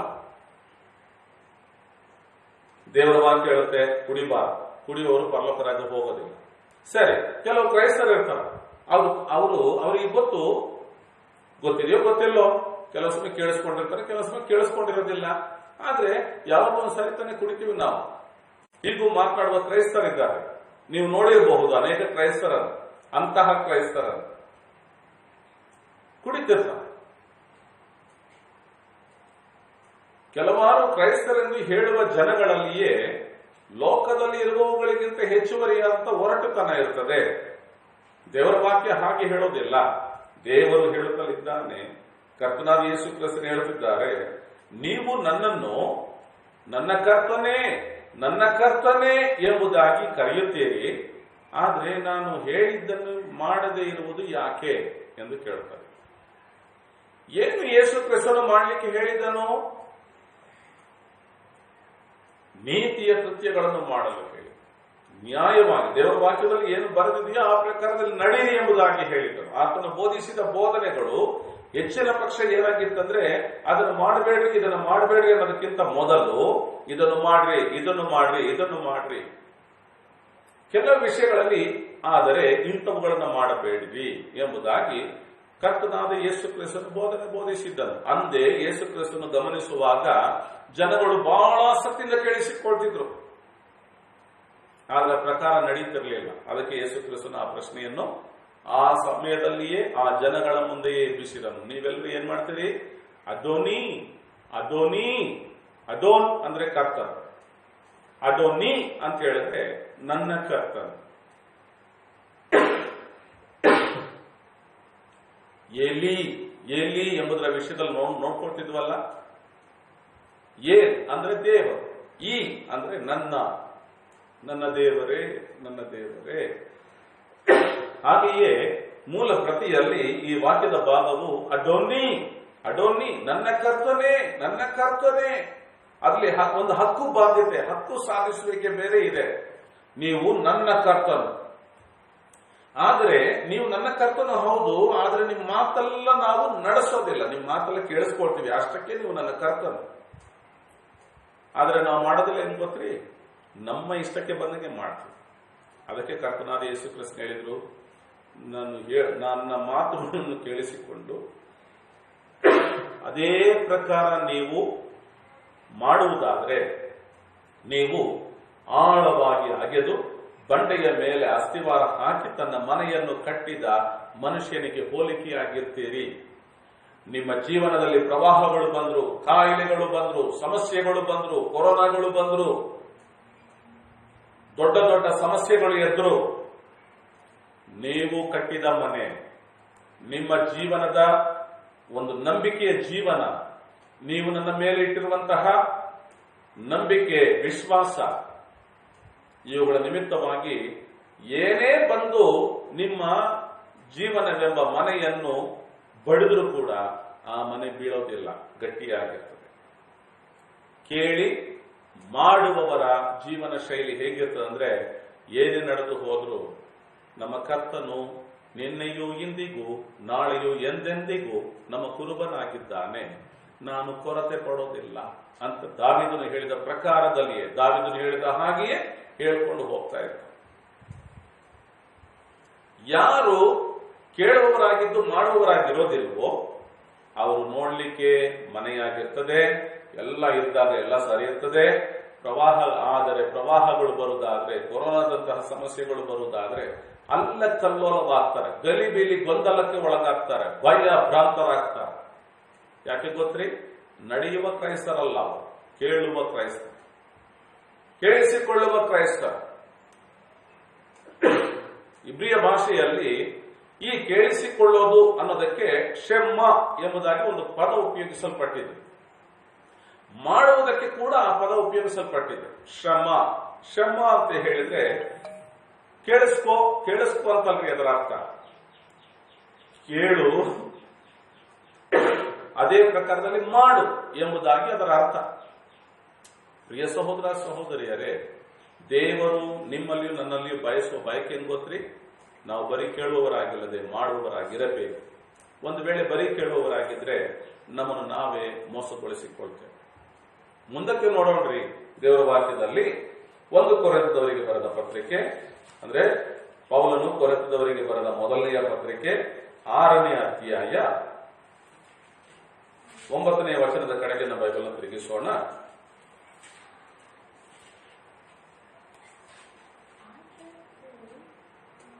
ಅನೀತಿವಂತರು ದೇವರ ರಾಜ್ಯಕ್ಕೆ ಬಾಧ್ಯರಾಗುವುದಿಲ್ಲವೆಂಬುದು ನಿಮಗೆ ತಿಳಿಯದೋ? ಮೋಸ ಹೋಗಬೇಡಿರಿ.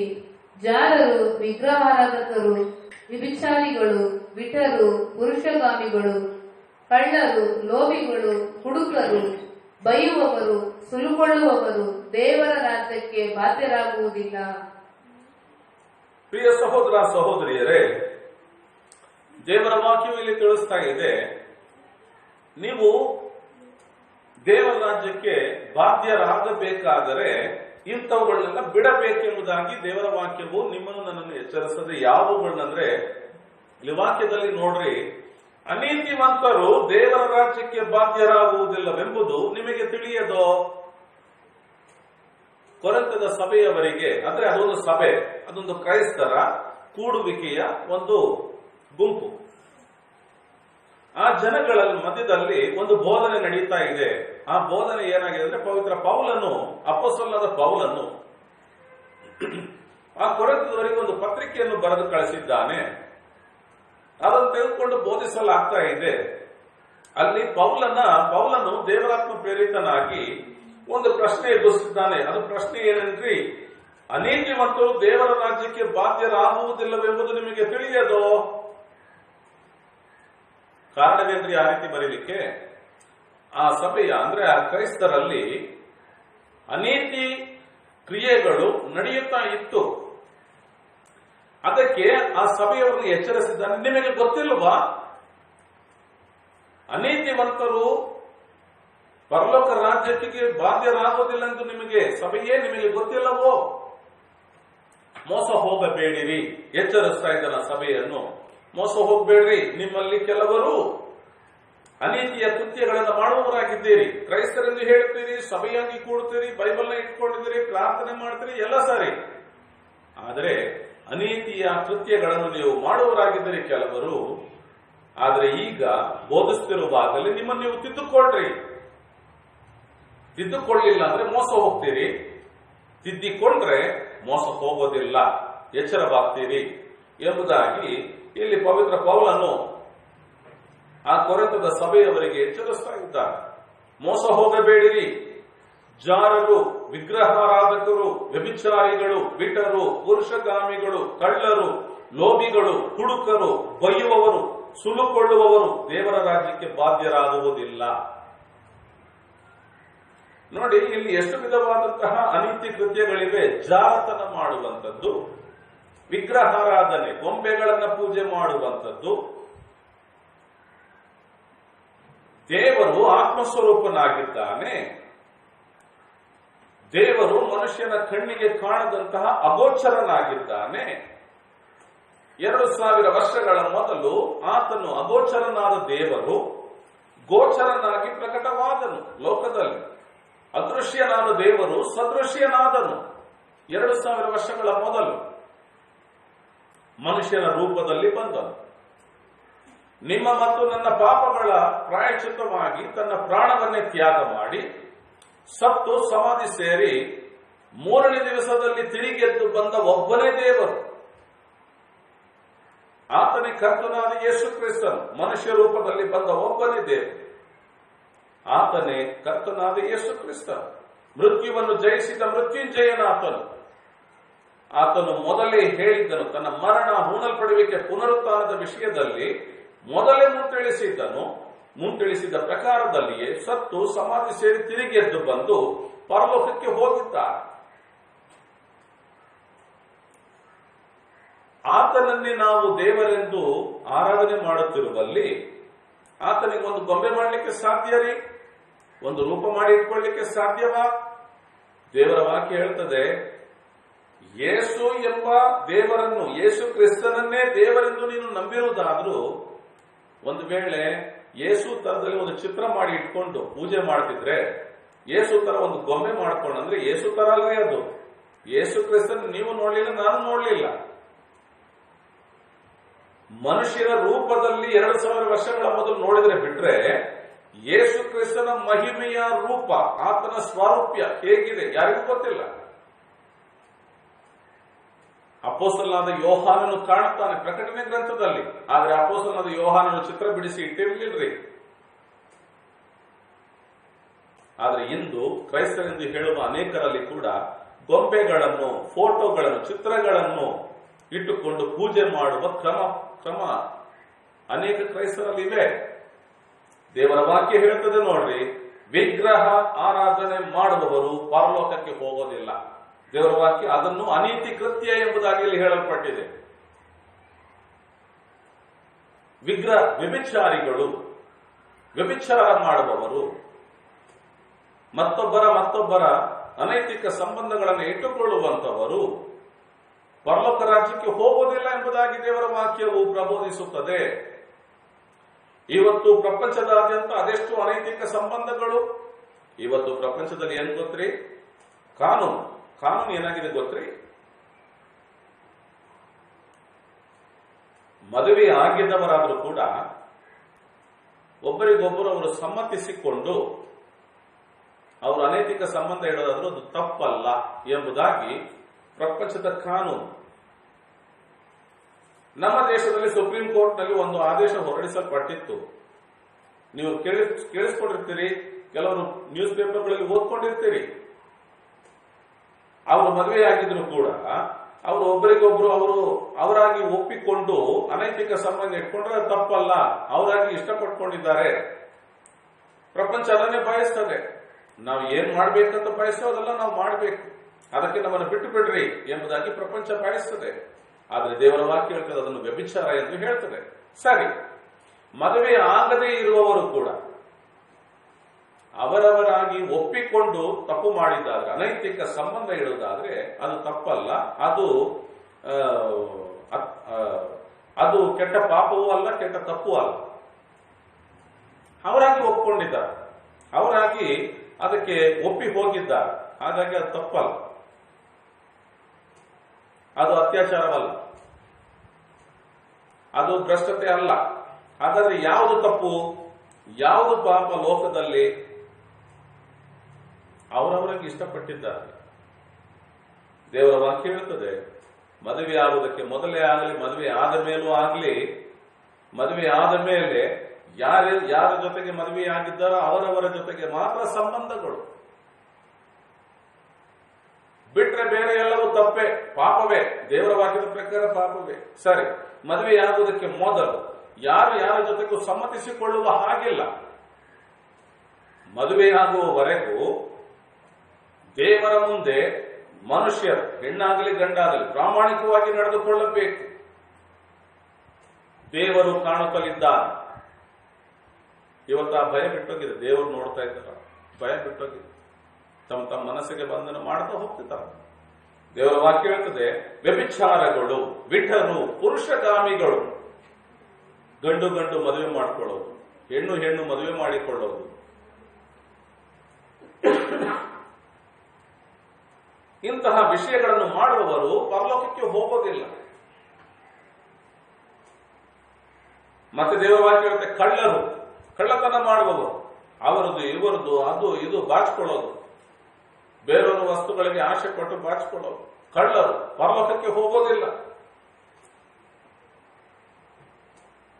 ಲೋಭಿಗಳು, ಲೋಭಿಗಳಂದ್ರೆ ಅರ್ಥ ಏನ್ರಿ? ಹಣದ ಆಶೆ ಉಳ್ಳವರು, ವಸ್ತುಗಳ ಆಶೆ ಉಳ್ಳವರು. ಅದು ಬೇಕು, ಇದು ಬೇಕು, ಎಲ್ಲ ಬೇಕು, ಎಲ್ಲ ಬೇಕು, ನನಗೆ ಬೇಕು, ನನಗೆ ಬೇಕು. ಲೋಭಿಗಳು, ಕುಡುಕರು, ಕುಡಿಯೋರು, ಮದ್ಯಪಾನ ಕುಡಿತಾರ ನೋಡ್ರಿ. ಅವ್ರೇನ್ ಹೇಳ್ತಾರ, ನಾವು ಮನೆ ಒಳಗೆ ಸ್ವಲ್ಪ ಕುಡ್ಕೊತೀವಿ, ನಾವು ಯಾರ ಹತ್ರ ಜಗಳ ಮಾಡೋದಿಲ್ಲ, ಎಲ್ಲೂ ಓಲಾಡೋದಿಲ್ಲ. ಇಲ್ರಿ, ದೇವರ ವಾಕ್ಯ ಹೇಳುತ್ತೆ, ನೀ ಸ್ವಲ್ಪ ಕುಡಿತಿ, ಜಾಸ್ತಿ ಕುಡಿತಿ, ಓಲಾಡ್ತಿ, ಅದಲ್ರಿ ವಿಷಯ. ನೀನ್ ಕುಡುಕನಾಗಿದ್ರೆ ನೀನ್ ಪರಲೋಕ ಹೋಗೋದಿಲ್ಲ. ಬೈಬಲ್ ಹೇಳ್ತಾ ಇದೆ, ನಾ ಹೇಳಿದ್ರಿ. ಬೈಬಲ್ ನಿಮಗೂ ನನಗೂ ಹೇಳ್ತಾ ಇದೆ, ನಾವು ಇಂಥ ಕೃತ್ಯಗಳಲ್ಲಿ ಇರಬಾರದು. ಒಂದು ವೇಳೆ ಇದ್ರೆ ಅವುಗಳನ್ನು ಬಿಟ್ಟು ಹೊರಬರಬೇಕೆಂಬುದಕ್ಕಾಗಿ ದೇವರ ವಾಕ್ಯವು ನಿಮಗೂ ನನಗೂ ಎಚ್ಚರಿಸುತ್ತದೆ. ಕೊರಿಂಥದ ಸಭೆಯವರಿಗೆ ಎಚ್ಚರಿಸ್ತಾ ಇದೆ. ಕುಡುಕರು ಮತ್ತೆ ಬೈಯುವವರು, ಎಂತ ಬೈಗಳು ಬೈತಾರ್ರಿ ಕ್ರೈಸ್ತರು? ಎಂತ ಬೈಗುಳಗಳು? ಬಾಯಿಗೆ ಬಂದ ಮಾತುಗಳಲ್ಲಿ ಬೈಗುಳರು, ಕೆಟ್ಟ ಮಾತುಗಳಲ್ಲಿ, ದುರ್ಭಾಷೆಗಳಲ್ಲಿ ಬೈಗುಳರು. ಒಳ್ಳೆ ಮಾತಿನಲ್ಲಿ ಬೈಬೋದಲ್ರಿ? ತಪ್ಪು ಮಾಡಿದ್ರೆ ಅವ್ರನ್ನ ಒಳ್ಳೆ ಮಾತಿನಲ್ಲಿ ಹೇಳ್ಬೋದಲ್ರಿ? ಇಲ್ರಿ, ಕೆಟ್ಟ ಮಾತಿನಲ್ಲೇ ಹೇಳೋ. ಕೆಟ್ಟ ಮಾತು ಬೇರೆ ಇದೆ, ಒಳ್ಳೆ ಮಾತು ಬೇರೆ. ಬುದ್ಧಿ ಮಾತುಗಳು ಬೇರೆ ಇದೆ. ಅವರುಗಳನ್ನ ಬಹಳ ಕೆಳಮಟ್ಟದಲ್ಲಿ ಅವರನ್ನ ತಳ್ಳಿ ಮಾತನಾಡುವ ಮಾತುಗಳು ಬೇರೆ ಇದೆ. ಬೈಯುವವರು ಪರಲೋಕ ಹೋಗೋದಿಲ್ಲ. ಹಾಗಾದ್ರೆ ಹೇಗಿರ್ಬೇಕ್ರಿ? ಹಾಗಾದ್ರೆ ನಮ್ಮ ಮಕ್ಕಳನ್ನ ನಾವು ಬೈತೀವೋ ಬೈಯೋದಿಲ್ಲ? ಬೈತೀವಿ. ಯಾವ ಭಾಷೆಗಳಲ್ಲಿ, ಯಾವ ಮಾತುಗಳಲ್ಲಿ ಬೈಬೇಕ್ರಿ? ಒಳ್ಳೆ ಮಾತುಗಳಲ್ಲಿ ಬೈಯಬೇಕು. ನನ್ನನ್ನು ಕೇಳಿಸಿಕೊಳ್ಳುತ್ತಿರುವ ಪ್ರಿಯ ಸಹೋದರ ಸಹೋದರಿ, ನೀವು ನಿಮ್ಮ ಮಕ್ಕಳನ್ನಾಗಲಿ, ನಿಮ್ಮ ಹೊರವಲಯದವರನ್ನಾಗಲಿ, ಯಾರನ್ನೇ ಆಗಲಿ, ನೀವು ನಿಮ್ಮ ಬಾಯಿಯಿಂದ ಬೈಯುವಾಗ ನಿಮ್ಮ ನಾಲಿಗೆಗೆ ಲಂಗು ಲಗಾಮಿರಲಿ. ದೇವರ ವಾಕ್ಯ ಹೇಳುತ್ತೆ, ಬೈಯುವವರು, ಸುಲುಕೊಳ್ಳುವವರು, ಯಾರದೆಲ್ಲ ಬಾಚಿಕೊಳ್ತಾರೆ ನೋಡ್ರಿ, ಯಾರದೆಲ್ಲ ಮೋಸವಾಗಿ ಅನ್ಯಾಯವಾಗಿ ಅದು ನಂದು ಇದು ನಂದು, ಅವ್ರದಲ್ಲ ಇವ್ರದಲ್ಲ ಅದು ನಂದು, ಸುಲುಕೊಳ್ಳೋದು, ಬಾಚಿಕೊಳ್ಳೋದು, ಇಂಥವರು ದೇವರ ರಾಜ್ಯಕ್ಕೆ ಬಾಧ್ಯರಾಗುವುದಿಲ್ಲ. ನಿಮ್ಮಲ್ಲಿ ಕೆಲವರು ಅಂಥವರಾಗಿದ್ದೀರಿ. ದೇವರ ವಾಕ್ಯ ಹೇಳುತ್ತದೆ, ನಿಮ್ಮಲ್ಲಿ ಕೆಲವರು ಅಂಥವರಾಗಿದ್ದೀರಿ. ಆದರೂ ಅಂದ್ರೆ ಕೊರಿಂಥದ ಸಭೆಯವರಲ್ಲಿ ಕೆಲವರು ಅಂಥವರಾಗಿದ್ರು.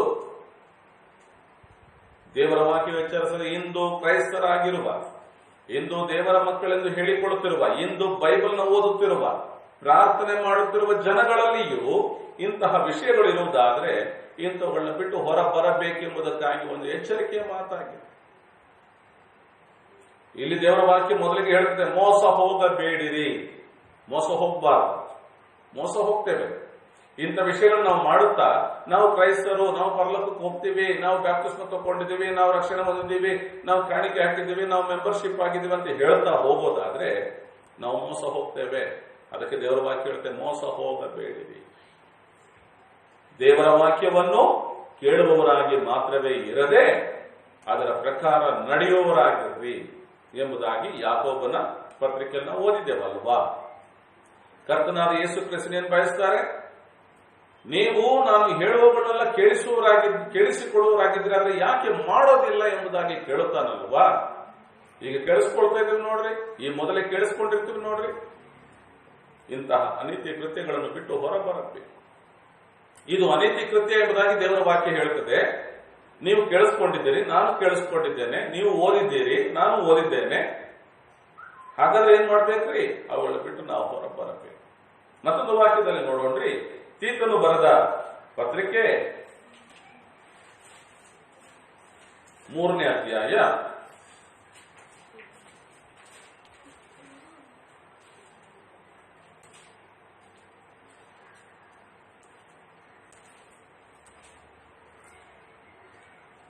ತೀತನಿಗೆ ಬರೆದಂತಹ ಪತ್ರಿಕೆ 3ನೇ ಅಧ್ಯಾಯ 2ರಿಂದ 5 ವಚನ ಓದೋಣ್ರಿ.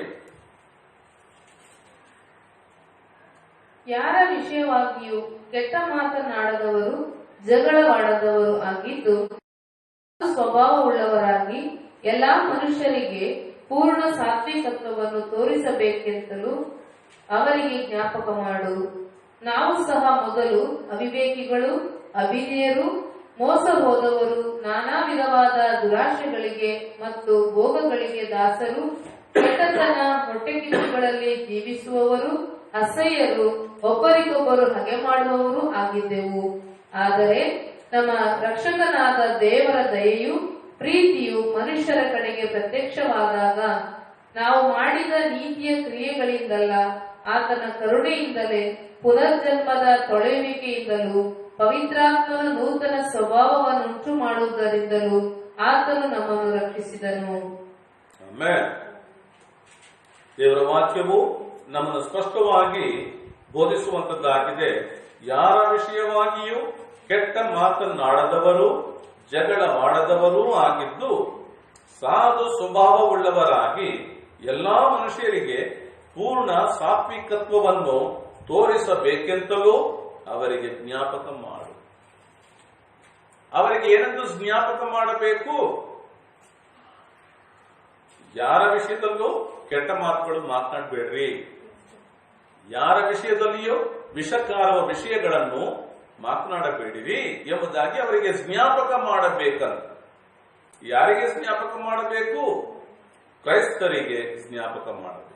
ಯಾರು ಕೇಳಿಸಿಕೊಳ್ತಾರೋ ಅವರಿಗೆ ಜ್ಞಾಪಕ ಮಾಡಬೇಕು. ಯಾರು ನಮ್ಮನ್ನ ಕೇಳಿಸಿಕೊಳ್ಳೋದಿಲ್ಲ ಅವರಿಗೆ ಜ್ಞಾಪಕ ಮಾಡ್ಲಿಕ್ಕೆ ಆಗೋದಿಲ್ಲ. ಅಂದ್ರೆ ಈ ಮೊದಲೇ ಬೋಧಿಸಿ ಆಗಿದೆ, ಅವರಿಗೆ ತಿರುಗಿ ಅವರಿಗೆ ಜ್ಞಾಪಕ ಮಾಡು.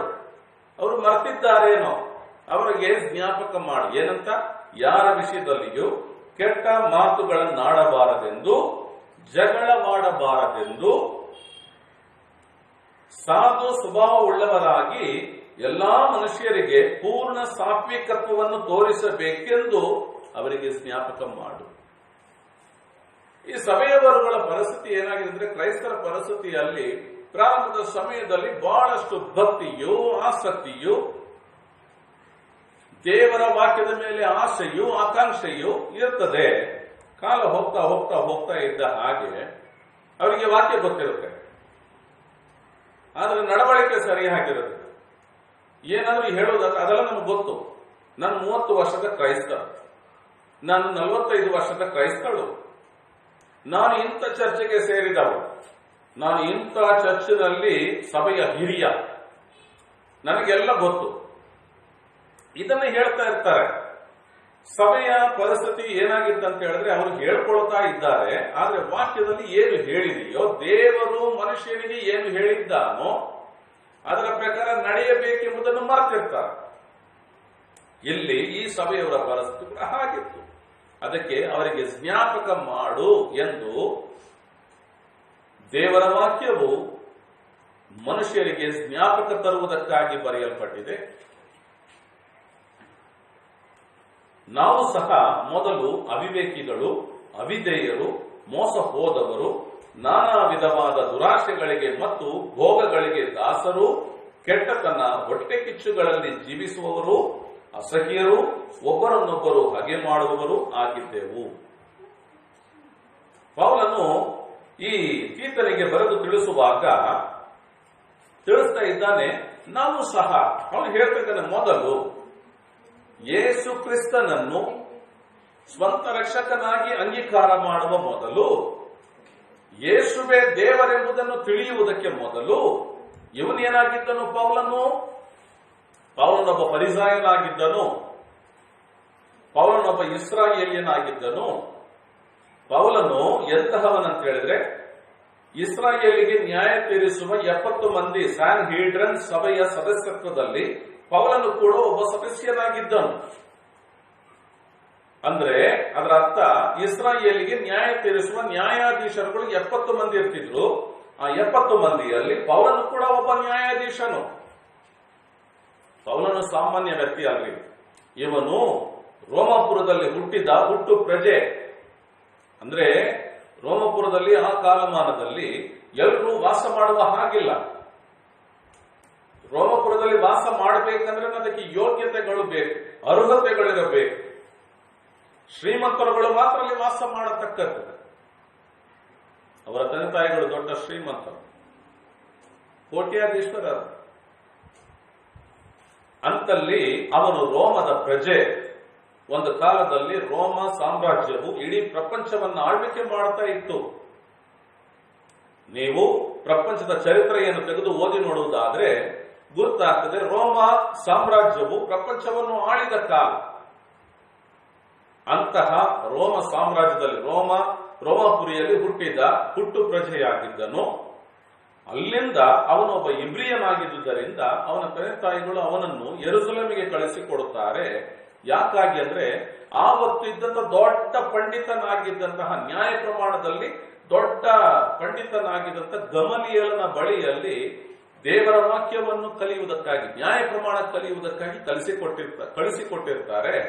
ಅವನು ಅದನ್ನೆಲ್ಲ ವೇದ ಪಾರಾಯಣಗಳನ್ನೆಲ್ಲ ಮಾಡಿ ನ್ಯಾಯ ಪ್ರಮಾಣದಲ್ಲಿ ಪಾಂಡಿತ್ಯ ಪಡೆದಂತಹ ಒಬ್ಬ ವ್ಯಕ್ತಿ. ಅವನು ದೊಡ್ಡ ಶ್ರೀಮಂತ. ಇದರಲ್ಲಿ ಪಾಂಡಿತ್ಯ ಪಡೆಯುವುದರೊಂದಿಗೆ ಇವನು ದೊಡ್ಡ ಒಬ್ಬ ಶಾಸ್ತ್ರಿಯಾಗಿ ಇದ್ದುದರಿಂದ ಇಸ್ರಾಯೇಲರಿಗೆ ನ್ಯಾಯ ತೀರಿಸುವ ನ್ಯಾಯಾಧೀಶರುಗಳಲ್ಲಿ ಇವನು ಕೂಡ ಒಬ್ಬನಾಗಿದ್ದನು. ಅಂತಹ ವ್ಯಕ್ತಿ ಹೇಳುತ್ತಾನೆ, ನ್ಯಾಯ ಪ್ರಮಾಣ ಎಲ್ಲ ಗೊತ್ತು, ನ್ಯಾಯ ಪ್ರಮಾಣ ಪೂರ್ತಿ ಅವನಿಗೆ ಗೊತ್ತು. ಇದನ್ನು ಆವತ್ತಿನ ಕಾಲಮಾನದಲ್ಲಿ ಇದ್ದಂತ ದೊಡ್ಡ ಪಂಡಿತನಾಗಿದ್ದಂತಹ ಗಮಲಿಯೇಲನ ಬಳಿಯಲ್ಲಿ ಕಲಿತಿದ್ದಾನೆ. ಮತ್ತು ಇಸ್ರಾಯೇಲರಿಗೆ ನ್ಯಾಯ ತೀರಿಸುವ ನ್ಯಾಯಾಧಿಪತಿಗಳಲ್ಲಿ ಇವನೊಬ್ಬ ನ್ಯಾಯಾಧೀಶನಾಗಿದ್ದಾನೆ. ಅಂತಹ ವ್ಯಕ್ತಿ ಹೇಳುತ್ತಾನೆ, ನಾವು ಸಹ ಮೊದಲು ಅವಿವೇಕಿಗಳು. ಅವನು ಹೇಳ್ತಾ ಇದ್ದಾನ, ಪೌಲನು ಬರೆದ ಪತ್ರಿಕೆ ಇದು. ಅವನು ಹೇಳ್ತಾನೆ, ನಾವು ಸಹ ಮೊದಲು ಅವಿವೇಕಿಗಳಾಗಿದ್ದೇವೆ. ವಾಕ್ಯ ಗೊತ್ತು, ನಡೀತಿರಲಿಲ್ಲ. ನ್ಯಾಯ ಪ್ರಮಾಣ ಪೂರ್ತಿ ಗೊತ್ತು, ಆದ್ರೆ ಅದನ್ನು ಪರಿಪಾಲನೆ ಮಾಡ್ತಿರಲಿಲ್ಲ. ನಾವು ಅವಿವೇಕಿಗಳಾಗಿದ್ದೇವೆ. ಯೇಸುವನ್ನು ದೇವರೆಂದು ಒಪ್ಪಿಕೊಳ್ಳೋದಕ್ಕೆ ಗೊತ್ತಿಲ್ಲದವರಾಗಿದ್ದೇವೆ. ನ್ಯಾಯ ಪ್ರಮಾಣ ಗೊತ್ತು, ನ್ಯಾಯ ಪ್ರಮಾಣವನ್ನು ಕೊಟ್ಟ ದೇವರನ್ನು ಗೊತ್ತಿಲ್ಲದವರಾಗಿದ್ದೇವೆ. ಅನೇಕರು ಅನ್ಕೊಂಡಿದ್ದಾರೆ ನ್ಯಾಯ ಪ್ರಮಾಣವನ್ನು ತಂದೆ ದೇವರು ಕೊಟ್ಟರು, ಯೇಸು ಕ್ರಿಸ್ತನು ಹೊಸ ಒಡಂಬಡಿಕೆ ಕೊಟ್ಟರು. ತಪ್ಪು ರೀ. ಅಂದು ಸಿನಾಯಿ ಪರ್ವತದಲ್ಲಿ ಮೋಶೆಯೊಂದಿಗೆ ಮಾತನಾಡಿದ್ದೇ ಕರ್ತನಾದ ಯೇಸು ಕ್ರಿಸ್ತನಾಗಿದ್ದನು. ಬೈಬಲ್ ನಾವು ಸರಿಯಾಗಿ ಓದಿ ನೋಡೋದಾದ್ರೆ ಅದರ ಸಾಕ್ಷಿ ಆಧಾರಗಳು ನಮಗೆ ಸಿಗುತ್ತವೆ. ಇಬ್ರಿಯದವರಿಗೆ ಬರೆದ ಪತ್ರಿಕೆಯಲ್ಲಿ ಮೋಶೆಯ ವಿಷಯದಲ್ಲಿ ಹೇಳಲ್ಪಡುತ್ತೆ, ಐಗುಪ್ತ್ಯದ ಐಶ್ವರ್ಯವನ್ನೆಲ್ಲ ಅವನು ತೊರೆದು ಬಿಟ್ಟದ್ದು ಯಾವುದಕ್ಕಾಗಿ ಅಂದ್ರೆ ಕ್ರಿಸ್ತನಲ್ಲಿ ಅವನಿಗೆ ಸಿಗುವ ಬಾಧ್ಯತೆಗಾಗಿ ಅವುಗಳನ್ನೆಲ್ಲ ತೊರೆದು ಬಿಟ್ಟರೆಂಬುದಾಗಿ ದೇವರ ವಾಕ್ಯ ಹೇಳ್ತದೆ. ಅಂದ್ರೆ ಮೋಶೆಗೆ ಕ್ರಿಸ್ತನನ್ನು ಗೊತ್ತು, ಆದ್ರೆ ಮೋಶೆಯ ನ್ಯಾಯ ಪ್ರಮಾಣವನ್ನು ಓದುವವರಿಗೆ ಕ್ರಿಸ್ತನನ್ನು ಗೊತ್ತಿಲ್ಲ ಆ ಕಾಲದಲ್ಲಿ. ಅದೇ ಮೋಶೆಯ ನ್ಯಾಯ ಪ್ರಮಾಣದಲ್ಲಿ ಪಾಂಡಿತ್ಯ ಪಡೆದ ಪೌಲನು ನ್ಯಾಯ ಪ್ರಮಾಣ ಗೊತ್ತು, ನ್ಯಾಯ ಪ್ರಮಾಣ ಕೊಟ್ಟ ಯೇಸುವನ್ನು ಗೊತ್ತಿಲ್ಲದವನಾಗಿದ್ದನು. ಆವಾಗ ಅವನು ಅವಿವೇಕಿ ಆಗಿದ್ದ. ಅವನು ಹೇಳ್ತದೆ ನೋಡ್ರಿ, ನಾವು ಸಹ ಮೊದಲು ಅವಿವೇಕಿಗಳು, ಅವಿಧೇಯರು. ಯಾವುದಕ್ಕೆ ಅವಿಧೇಯರ್ರಿ? ದೇವರ ಮಾತುಗಳಿಗೆ ಅವಿಧೇಯರು, ಮೋಸ ಹೋದವರು. ನಾವು ಮೊದಲೇ ಮೋಸ ಹೋಗಿದ್ದೇವೆ. ಕರ್ತನಾದ ಯೇಸು ಕ್ರಿಸ್ತ ಲೋಕದಲ್ಲಿದ್ದಾನೆ, ಆದರೆ ಆತನೇ ದೇವರೆಂಬುದಾಗಿ ನಂಬದವರು. ಮೋಸ ಹೋಗಿದ್ದೇವೆ. ನೀ ದೇವರಲ್ಲ, ನೀ ಮನುಷ್ಯ, ನೀ ಸಾಯತಕ್ಕವನು, ನೀನು ಶಿಲುಬೆಯಲ್ಲಿ ಸಾಯಬೇಕು, ನಿನಗೆ ಕಠಿಣ ಮರಣ ಶಿಕ್ಷೆ ಆಗಬೇಕು ಎಂದು ದೇವರು ಮನುಷ್ಯನ ರೂಪದಲ್ಲಿ ಬಂದಾಗ ದೇವರನ್ನೇ ಧಿಕ್ಕರಿಸಿದವರು. ಹಾಗಾಗಿ ನಾವು ಮೋಸ ಹೋದವು. ನಾನಾ ವಿಧವಾದ ದುರಾಶೆಗಳಿಗೆ ಮತ್ತು ಭೋಗಗಳಿಗೆ ದಾಸರು. ಪೌಲ ಹೇಗಿದ್ದ ಎಂಬುದನ್ನು ತಿಳಿಸ್ತಾ ಇದ್ದಾನೆ. ಪೌಲನು ರಕ್ಷಣೆ ಹೊಂದುವುದಕ್ಕೆ ಮೊದಲು ಹೇಗಿದ್ದನು ಎಂಬುದನ್ನು ತನ್ನ ವಿಷಯದಲ್ಲಿ ಸ್ಪಷ್ಟವಾಗಿ ಪ್ರಕಟಪಡಿಸಿ ತಿಳಿಸ್ತಾ ಇದ್ದಾನೆ. ನಾನಾ ವಿಧವಾದ ದುರಾಶೆಗಳಿಗೆ ಮತ್ತು ಭೋಗಗಳಿಗೆ ದಾಸರು, ಕೆಟ್ಟತನ, ಹೊಟ್ಟೆ ಕಿಚ್ಚುಗಳಲ್ಲಿ ಜೀವಿಸುವವರು, ಅಸಹ್ಯರು, ಒಬ್ಬರನ್ನೊಬ್ಬರು ಹಗೆ ಮಾಡುವವರು ಆಗಿದ್ದೆವು.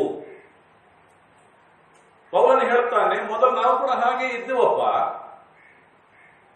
ಆದರೆ 4ನೇ ವಚನ ಹೇಳುತ್ತೆ, ಆದರೆ ನಮ್ಮ ರಕ್ಷಕನಾದ ದೇವರ ದಯೆಯು ಪ್ರೀತಿಯು ಮನುಷ್ಯನ ಕಡೆಗೆ ಪ್ರತ್ಯಕ್ಷವಾದಾಗ ನಾವು ಮಾಡಿದ ನೀತಿಯ ಕ್ರಿಯೆಗಳಿಂದಲ್ಲ, ಆತನ ಕರುಣೆಯಿಂದಲೇ ಪುನರ್ಜನ್ಮದ ತೊಳೆಯುವಿಕೆಯಿಂದಲೂ ಪವಿತ್ರಾತ್ಮನು ನೂತನ ಸ್ವಭಾವವನ್ನುಂಟು ಮಾಡುವುದರಿಂದಲೂ ಆತನು ನಮ್ಮನ್ನು ರಕ್ಷಿಸಿದನು. ನಾವು ಮೋಸ ಹೋಗಿದ್ದೇವೆ, ಆದ್ರೆ ಇಲ್ಲಿ ಹೇಳ್ತಾನೆ, ನೀವು ಮೋಸ ಹೋಗಬೇಡಿ. ನಾವು ಮೋಸ ಹೋಗಿದ್ದೇವೆ, ಆದರೆ ನಮ್ಮ ಸ್ವಂತ ನೀತಿಯ ಕ್ರಿಯೆಗಳಿಂದಲ್ಲ, ಆತನ ಕರುಣೆಯಿಂದ, ಆತನ ಕೃಪೆಯಿಂದ ನಮ್ಮನ್ನು ರಕ್ಷಿಸಿದನು. ನೋಡ್ರಿ, ದೇವರ ಇಲ್ಲಿ ಹೇಳುವಾಗ ದೇವರ ದಯೆಯು ಪ್ರೀತಿಯು ಮನುಷ್ಯರ ಕಡೆಗೆ ಪ್ರತ್ಯಕ್ಷವಾದಾಗ, ಮನುಷ್ಯನಿಗೆ ರಕ್ಷಣೆ ಯಾವಾಗ ಹೇಗೆ ಆಯಿತು? ದೇವರ ದಯೆಯು ಪ್ರೀತಿಯು ಮನುಷ್ಯರ ಕಡೆಗೆ ಪ್ರಕಟವಾಯಿತು. ಅದನ್ನು ನಾವೆಲ್ಲಿ ಓದ್ಕೊಳ್ತೇವೆ? ಯೋಹಾನ್ ಬರೆದ ಸುವಾರ್ತೆ 3ನೇ ಅಧ್ಯಾಯ ಕೊನೆಯ ವಚನ. ಇದನ್ನು ಓದಿ ನಾವು ಮುಕ್ತಾಯಪಡಿಸೋಣ. ಯೋಹಾನ್ ಬರೆದ ಸುವಾರ್ತೆ 3ನೇ ಅಧ್ಯಾಯ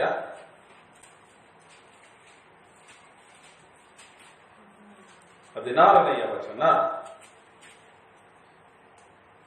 ದೇವರು ಲೋಕವನ್ನು ಎಷ್ಟೋ ಪ್ರೀತಿ ಮಾಡಿ ತನ್ನ ಒಬ್ಬನೇ ಮಗನನ್ನು ಕೊಟ್ಟನು. ಆತನನ್ನು ನಂಬುವ ಯಾವನಾದರೂ ನಾಶವಾಗದೆ ನಿತ್ಯ ಜೀವವನ್ನು ಪಡೆದವನಾಗಿರುವನು. ಆಮೆನ್. ದೇವರು ಲೋಕವನ್ನು ಎಷ್ಟೋ ಪ್ರೀತಿ ಮಾಡಿ, ದೇವರ ದಯೆಯು ಪ್ರೀತಿಯು ಲೋಕದಲ್ಲಿ ಪ್ರಕಟವಾದಾಗ, ದೇವರ ಪ್ರೀತಿ ದಯೆ ಹೇಗೆ ಪ್ರಕಟವಾಗಿದೆ? ದೇವರು ಪರಲೋಕದಲ್ಲಿ ಕೂತ್ಕೊಂಡು ನಾನು ಪ್ರೀತಿಸ್ತಾ ಇದ್ದೀನಿ ಅಂತ ಹೇಳಿ ತೋರಿಸ್ತೀನಿ, ಹಾಗಲ್ರಿ. ತ್ರಯೇಕ ದೇವರಲ್ಲಿ, ಅಂದ್ರೆ ದೇವರ ದೈವತ್ವದಲ್ಲಿ 3 ವ್ಯಕ್ತಿಗಳಿದ್ದಾರೆ. ಆ 3 ವ್ಯಕ್ತಿಗಳಲ್ಲಿ 2ನೆಯ ವ್ಯಕ್ತಿಯಾಗಿರುವ ಯೇಸು ಕ್ರಿಸ್ತನನ್ನು, ಆದಿಯಲ್ಲಿ ವಾಕ್ಯವಾಗಿದ್ದಾತನನ್ನು ಆ ಪರಲೋಕದಿಂದ ಧರೆಗೆ ಕಳಿಸಿಕೊಟ್ಟ. ದೇವರು ಮನುಷ್ಯರಿಗೆ ದಯೆ ತೋರಿಸಿದ್ದು ಯಾವ ರೀತಿಯಲ್ಲಿ ಅಂತ ನೋಡಿದ್ರೆ, ದೇವರನ್ನು ಮನುಷ್ಯ ರೂಪಕ್ಕೆ ಕಳಿಸಿಕೊಟ್ಟ. ಪ್ರೀತಿಯನ್ನು ಹೇಗೆ ತೋರಿಸಿದನು? ಲೋಕದ ಪಾಪವನ್ನೆಲ್ಲ ಕಳಿಸಲ್ಪಟ್ಟ ಯೇಸು ಕ್ರಿಸ್ತನ ಮೇಲೆ ಹೊರಿಸಿ ಆ ಪಾಪವನ್ನು ಕ್ರಿಸ್ತನಲ್ಲಿ ದಂಡಿಸಿದ. ನಮ್ಮ ಮೇಲೆ ಬರಬೇಕಾಗಿದ್ದ ಪೆಟ್ಟುಗಳು, ದಂಡನೆಗಳು, ನಿಂದನೆಗಳು, ಅವಮಾನಗಳು, ಮರಣ ಯೇಸು ಕ್ರಿಸ್ತನ ಮೇಲೆ ಹೊರಿಸಲ್ಪಟ್ಟಿತು. ಯಾಕಾಗಿ ಅಂದ್ರೆ ನಮ್ಮ ಮೇಲಿಟ್ಟ ಪ್ರೀತಿಯ ನಿಮಿತ್ತವಾಗಿ ನಮಗೆ ಬರಬೇಕಾದ ದಂಡನೆಯನ್ನು ಯೇಸು ಕ್ರಿಸ್ತನ ಮೇಲೆ ಹೊರಿಸಿದ. ನಮ್ಮನ್ನಷ್ಟು ದೇವರು ಪ್ರೀತಿಸಿದ್ದ. ಪ್ರಿಯ ಸಹೋದರ ಸಹೋದರಿಯೇ, ತಂದೆಯಾದ ದೇವರಾಗಲಿ, ಕರ್ತನಾದ ಯೇಸು ಕ್ರಿಸ್ತನಾಗಲಿ, ಪವಿತ್ರಾತ್ಮನಾದ ದೇವರಾಗಲಿ ನಮ್ಮಲ್ಲಿ ಬಯಸೋದೇನು ಗೊತ್ತ್ರಿ? ಆತನ ವಾಕ್ಯವನ್ನು ಕೇಳುವವರಾಗಿ ಮಾತ್ರವಿರದೆ ಆ ವಾಕ್ಯದ ಪ್ರಕಾರ ನಡೆಯುವವರಾಗಬೇಕೆಂಬುದನ್ನು ಬಯಸ್ತಾನೆ. ಬೇರೇನು ಬಯಸಲಿಲ್ಲ. ನಮ್ಮಲ್ಲಿ ಚಿನ್ನ ಬೆಳ್ಳಿಯನ್ನು ಆತನು ಬಯಸಲಿಲ್ಲ, ಹಣ್ಣು ಕಾಯಿಗಳನ್ನು ಆತನು ಬಯಸಲಿಲ್ಲ, ಕರ್ಪೂರ ಊದುಗಡ್ಡಿಯನ್ನು ಆತನು ಬಯಸಲಿಲ್ಲ, ನಮ್ಮ ಉಡುಗೆ ತೊಡುಗೆಗಳನ್ನು ಆತನು ಬಯಸಲಿಲ್ಲ, ನಮ್ಮ ಬಳಿಯಿಂದ ಬೇರೆ ಯಾವ ಲಾಭವನ್ನು ಆತನು ಬಯಸಲಿಲ್ಲ. ಆತನು ಬಯಸ್ತಾ ಇರೋದೇನು ಗೊತ್ತ್ರಿ? ವಾಕ್ಯವನ್ನು ಕೇಳುವವರಾಗಿ ಮಾತ್ರವಿರದೆ ವಾಕ್ಯದ ಪ್ರಕಾರ ನಡೆಯುವವರಾಗಿರಬೇಕೆಂದು ಬಯಸ್ತಾನೆ. ಸರಿ, ಈವರೆಗೆ ವಾಕ್ಯ ಕೇಳದವರಿಗೇನ್ರಿ? ಅವರಿಗೂ ಕೂಡ ಯೇಸು ಕ್ರಿಸ್ತನು ಹೇಳ್ತಾನೆ, ಕಷ್ಟಪಟ್ಟು ಭಾರ ಹೊರುವವರೇ ನೀವೆಲ್ಲರೂ ನನ್ನ ಬಳಿಗೆ ಬನ್ರಿ, ನಾನು ನಿಮಗೆ ವಿಶ್ರಾಂತಿ ಕೊಡ್ತೇನೆ. ಇವತ್ತು ಸುವಾರ್ತೆ ಮನೆ ಮನೆಗಳಲ್ಲಿಯೂ ಅಂತರ್ಜಾಲಗಳಲ್ಲಿ ಕೇಬಲ್ ಟಿವಿಗಳ ಮೂಲಕವಾಗಿ ಅನೇಕ ರೀತಿಯಲ್ಲಿ ದೇವರ ಸುವಾರ್ತೆಯು ಎಲ್ಲ ಮನೆ ಮನೆಗಳಲ್ಲಿಯೂ ಹಬ್ಬಿ ಹರಿಯುತ್ತಾ ಇದೆ. ಯಾರ್ಯಾರು ವಾಕ್ಯಗಳನ್ನು ಕೇಳಿಸಿಕೊಂಡು, ಯೇಸುವೇ ನಾನು ನಿನ್ನ ಬಳಿಗೆ ಬಂದಿದ್ದೇನೆ, ನಾನು ಪಾಪವೆಂಬ ಭಾರವನ್ನು ಹೊತ್ತುಕೊಂಡಿದ್ದೇನೆ, ಶಾಪವೆಂಬ ಕಷ್ಟದಲ್ಲಿ ಸಿಲುಕಿಕೊಂಡಿದ್ದೇನೆ, ಮಾಟ್ಯ ಮಂತ್ರಗಳ ಒಳಗೆ ಸಿಲುಕಿಕೊಂಡು ಒದ್ದಾಡುತ್ತಾ ಇದ್ದೇನೆ, ನಾನು ಮಾಡಿದ ಅನೀತಿ ಕೃತ್ಯಗಳಿಗಾಗಿ ನಿನ್ನ ಬಳಿಗೆ ಕ್ಷಮಾಪಣೆ ಬೇಡುತ್ತೇನೆ, ನೀನು ನನ್ನ ಪಾಪಗಳಿಗಾಗಿ ಪ್ರಾಯಶ್ಚಿತ್ತ ಬಲಿಯಾಗಿ ಈ ಲೋಕದಲ್ಲಿ ಸತ್ತು ಸಮಾಧಿ ಸೇರಿ ತಿರುಗೆದ್ದು ಬಂದ ಒಬ್ಬನೇ ದೇವರೆಂಬುದನ್ನು ನಾನು ನಂಬುತ್ತೇನೆ, ದಯವಿಟ್ಟು ನನ್ನ ಪಾಪಗಳನ್ನು ನನಗೆ ಕ್ಷಮಿಸು ಇನ್ನು ಮುಂದೆ ನಾನು ಈ ಪಾಪಗಳಿಗಾಗಿ ಜೀವಿಸದೆ ಈ ಪಾಪಗಳನ್ನು ಬಿಟ್ಟು ನೀವು ಹೇಳಿದ ಮಾರ್ಗದರ್ಶನದ ಪ್ರಕಾರ ಜೀವಿಸ್ತೇನೆಂದು ಯಾರು ಒಪ್ಪಿಸಿಕೊಡುತ್ತಾರೋ ಅವರು ರಕ್ಷಣೆ ಹೊಂದಿಕೊಳ್ಳುತ್ತಾರೆ. ದೇವರ ವಾಕ್ಯ ಹೇಳುತ್ತೆ ನೋಡಿ, ದೇವರು ಲೋಕವನ್ನು ಎಷ್ಟೋ ಪ್ರೀತಿ ಮಾಡಿ ತನ್ನ ಒಬ್ಬನೇ ಮಗನನ್ನು ಕೊಟ್ಟನು. ಯೇಸು ಕ್ರಿಸ್ತನ ಈ ಮೊದಲೇ ಪ್ರಸಂಗಗಳನ್ನು ನೀವು ಕೇಳಿಸಿಕೊಂಡಿರ್ತೀರಿ. ಮಗನು ಎಂದು ಹೇಳುವಾಗ ಯೇಸು ಕ್ರಿಸ್ತನು ಆದಿಯಿಂದ ಮಗನಲ್ಲ, ಆದಿಯಿಂದ ದೇವರೊಂದಿಗೆ ಇದ್ದ ದೇವರಾಗಿದ್ದಾನೆ. ಮನುಷ್ಯನ ರೂಪದಲ್ಲಿ ಈ ಲೋಕಕ್ಕೆ ಬಂದದ್ದರಿಂದ, ಮಗನಾಗಿ ಹುಟ್ಟಿದ್ದರಿಂದ ಆತನನ್ನು ಮಗನು ಎಂದು ಹೇಳಲ್ಪಟ್ಟಿದೆ. ತನ್ನ ಒಬ್ಬನೇ ಮಗನು ಎಂದು ಹೇಳುವಾಗ ಈಗ ದೇವರು ದೇವರು ದೇವರು ಮೂರು ದೇವರುಗಳನ್ನು, ತಂದೆ, ಯೇಸು ಕ್ರಿಸ್ತನು, ಪವಿತ್ರಾತ್ಮ, ಮೂವರನ್ನು ದೇವರು ದೇವರು ಅಂದ್ರೆ ಯಾವ ದೇವರು ಗುರುತಾಗುವುದಕ್ಕಾಗಿ. ತನ್ನ ಒಬ್ಬನೇ ಮಗನಂದ್ರೆ ತಾನು ಹುಟ್ಟಿಸಿದ ಮಗನಲ್ಲ. ಯೇಸು ಕ್ರಿಸ್ತನು ಹೇಳುತ್ತಾನೆ ಪ್ರಕಟಣೆ ಪುಸ್ತಕದಲ್ಲಿ, ಇದ್ದಾತನು, ಇರುವಾತನು, ಬರಲಿಕ್ಕಿರುವಾತನು ಆಗಿದ್ದೇನೆ ಎಂಬುದಾಗಿ ಯೇಸು ಕ್ರಿಸ್ತನು ಪ್ರಕಟಣೆ ಗ್ರಂಥದಲ್ಲಿ ಹೇಳುತ್ತಾನೆ. ಆತನು ಆದಿಯಿಂದಲೂ ಇದ್ದಾತನು, ಆತನು ಈವಾಗಲೂ ಇರುವಾತನು, ಮುಂದೆ ಒಂದು ದಿನ ಮಧ್ಯಾಕಾಶದಲ್ಲಿ ಬರಲಿಕ್ಕಿರುವಾತನು ಕರ್ತನಾದ ಯೇಸು ಕ್ರಿಸ್ತನು. ಆದರೆ ಮನುಷ್ಯನಾಗಿ ಹುಟ್ಟಲಿಕ್ಕಿದ್ದುದರಿಂದ, ಇದು ಏದೇನ ತೋಟದಲ್ಲಿ ಆದಾಮ ಹವ್ವಳು ದೇವರ ಮಾತಿಗೆ ಅವಿಧೇಯರಾಗುವುದಕ್ಕೆ ಮುನ್ನವೇ ಯೋಜಿಸಿದ ಯೋಜನೆ. ಅದು ಯಾವಾಗ, ಆ ಯೋಜನೆ ಯಾವಾಗ ಹೇಳಲ್ಪಡ್ತದಂದ್ರೆ, ಏದೇನ ತೋಟದಲ್ಲಿ ಆದಾಮ ಹವ್ವಳು ದೇವರ ಮಾತಿಗೆ ಅವಿಧೇಯರಾದಾಗ ಅಲ್ಲಿ ಹೇಳಲ್ಪಡ್ತದೆ. ಯೇಸು ಕ್ರಿಸ್ತನು ಈ ಲೋಕದಲ್ಲಿ ಬಂದಾಗ ಆ ಹೇಳಿಕೆಯು ಪ್ರಕಟವಾಗಿದೆ. ಕರ್ತನಾದ ಯೇಸು ಕ್ರಿಸ್ತನನ್ನು ಈ ಲೋಕಕ್ಕೆ ಕೊಟ್ಟನು. ಆತನನ್ನು ನಂಬುವ ಯಾವನಾದರೂ ನಾಶವಾಗದೆ ನಿತ್ಯ ಜೀವವನ್ನು ಪಡೆದವನಾಗಿರುವನು ಎಂಬುದಾಗಿ ದೇವರು ಹೇಳುತ್ತಾರೆ. ಯೇಸುವನ್ನು ಯಾರು ನಂಬುತ್ತಾರೋ ಅವರು ನಾಶವಾಗುವುದಿಲ್ಲ. ನಾಶ ಅಂದ್ರೆ ಅರ್ಥ ಏನ್ ಗೊತ್ತ್ರಿ? ನರಕ, ಬೆಂಕಿ, ಗಂಧಕಗಳು ಇರುವ ಕೆರೆ. ಬೈಬಲ್ನ ಭಾಷೆ ಅದು. ವಿಜ್ಞಾನಕ್ಕೆ ಭಾಷೆ ಇದೆಯಲ್ರ, H2O ಅಂತ ಹೇಳಿದ್ರೆ ನೀರು, ಅದು ವೈಜ್ಞಾನಿಕ ಭಾಷೆ, ಸೈನ್ಸ್ ಲ್ಯಾಂಗ್ವೇಜ್. ಹಾಗೆಯೇ ಬೈಬಲಿಗೆ ಅಂತ ಒಂದು ಭಾಷೆ ಇದೆ. ಆ ಭಾಷೆಯ ಪ್ರಕಾರ ನಾಶನ ಅಂದ್ರೆ ಎಲ್ಲೋ ನಾಶವಾಗಿ ಹೋಗಂತ ಹೇಳ್ತಾರೆ ನೋಡ್ರಿ, ಅದು ನಾಶನ ಅಲ್ರಿ. ಎಲ್ಲಿಯೋ ಹಾಳಾಗಿ ಹೋಗ ಅದಲ್ರಿ. ಇಲ್ಲಿ ನಾಶನ ಅಂತ ಹೇಳಿದ್ರೆ ನರಕದ ಉಪಾದೆ. ಅಲ್ಲಿ ಏನಿದೆ ನರಕದಲ್ಲಿ? ಬೆಂಕಿ, ಗಂಧಕಗಳು ಉರಿಯುತ್ತಾ ಇರುತ್ತವೆ. ಅಲ್ಲಿಯ ಹುಳ ಸಾಯುವುದಿಲ್ಲ, ಅಲ್ಲಿಯ ಬೆಂಕಿ ಆರುವುದಿಲ್ಲ ಎಂಬುದಾಗಿ ಬೈಬಲ್ ಪ್ರಕಟಪಡಿಸುತ್ತದೆ.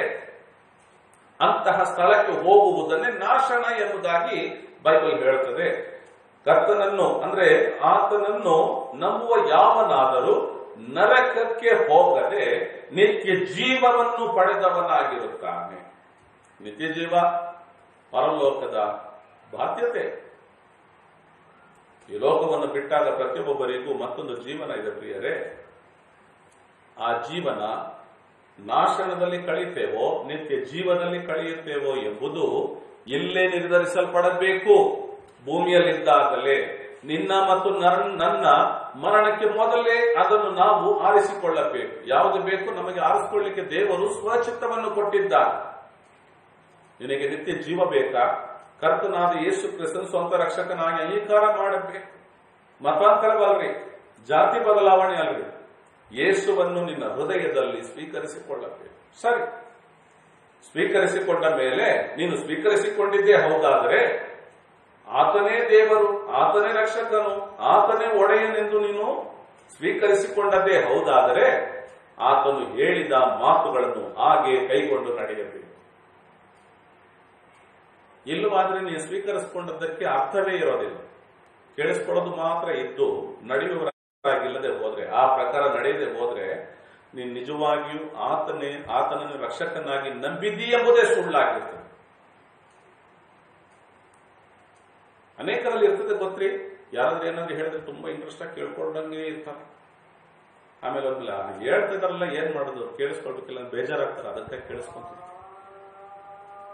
ನಿಜವಾಗಿಯೂ ಹೃದಯಪೂರ್ವಕವಾಗಿ ಅವರ ಹೇಳಿಕೆಗಳು ಉತ್ತಮವಾದದ್ದು ಎಂಬುದಾಗಿ ಹೃದಯದಲ್ಲಿ ತೀರ್ಮಾನಿಸಿದ್ರೆ ಆ ಮಾತುಗಳನ್ನು ಕೇಳಿಸ್ಕೊಂಡು ಏನಪ್ಪ ಅಷ್ಟು ಇಂಟ್ರೆಸ್ಟ್ ಆಗಿ ಕೇಳಿಸ್ಕೊಳ್ತಿದೆ ಅಂದ್ರೆ, ಹೌದು ಅವರು ಹೇಳಿದ್ದ ಹೇಳಿದ್ದೆಲ್ಲ ಸರಿ ಇದೆಯಲ್ಲ, ಆ ಪ್ರಕಾರ ನಡಿಬೇಕು, ಅದು ಜಾಗೃತಿ ಕೇಳ್ಕೋಬೇಕು. ಅವ್ರು ಹೇಳಿದ್ದೆಲ್ಲ ಕರೆಕ್ಟ್ ಆಗಿ ಹೇಳ್ತಾರೆ, ಒಳ್ಳೇದಾಗೆ ಹೇಳ್ತಾರೆ, ನಮಗೆ ಕೆಟ್ಟದ್ದೇನು ಹೇಳೋದಿಲ್ಲ.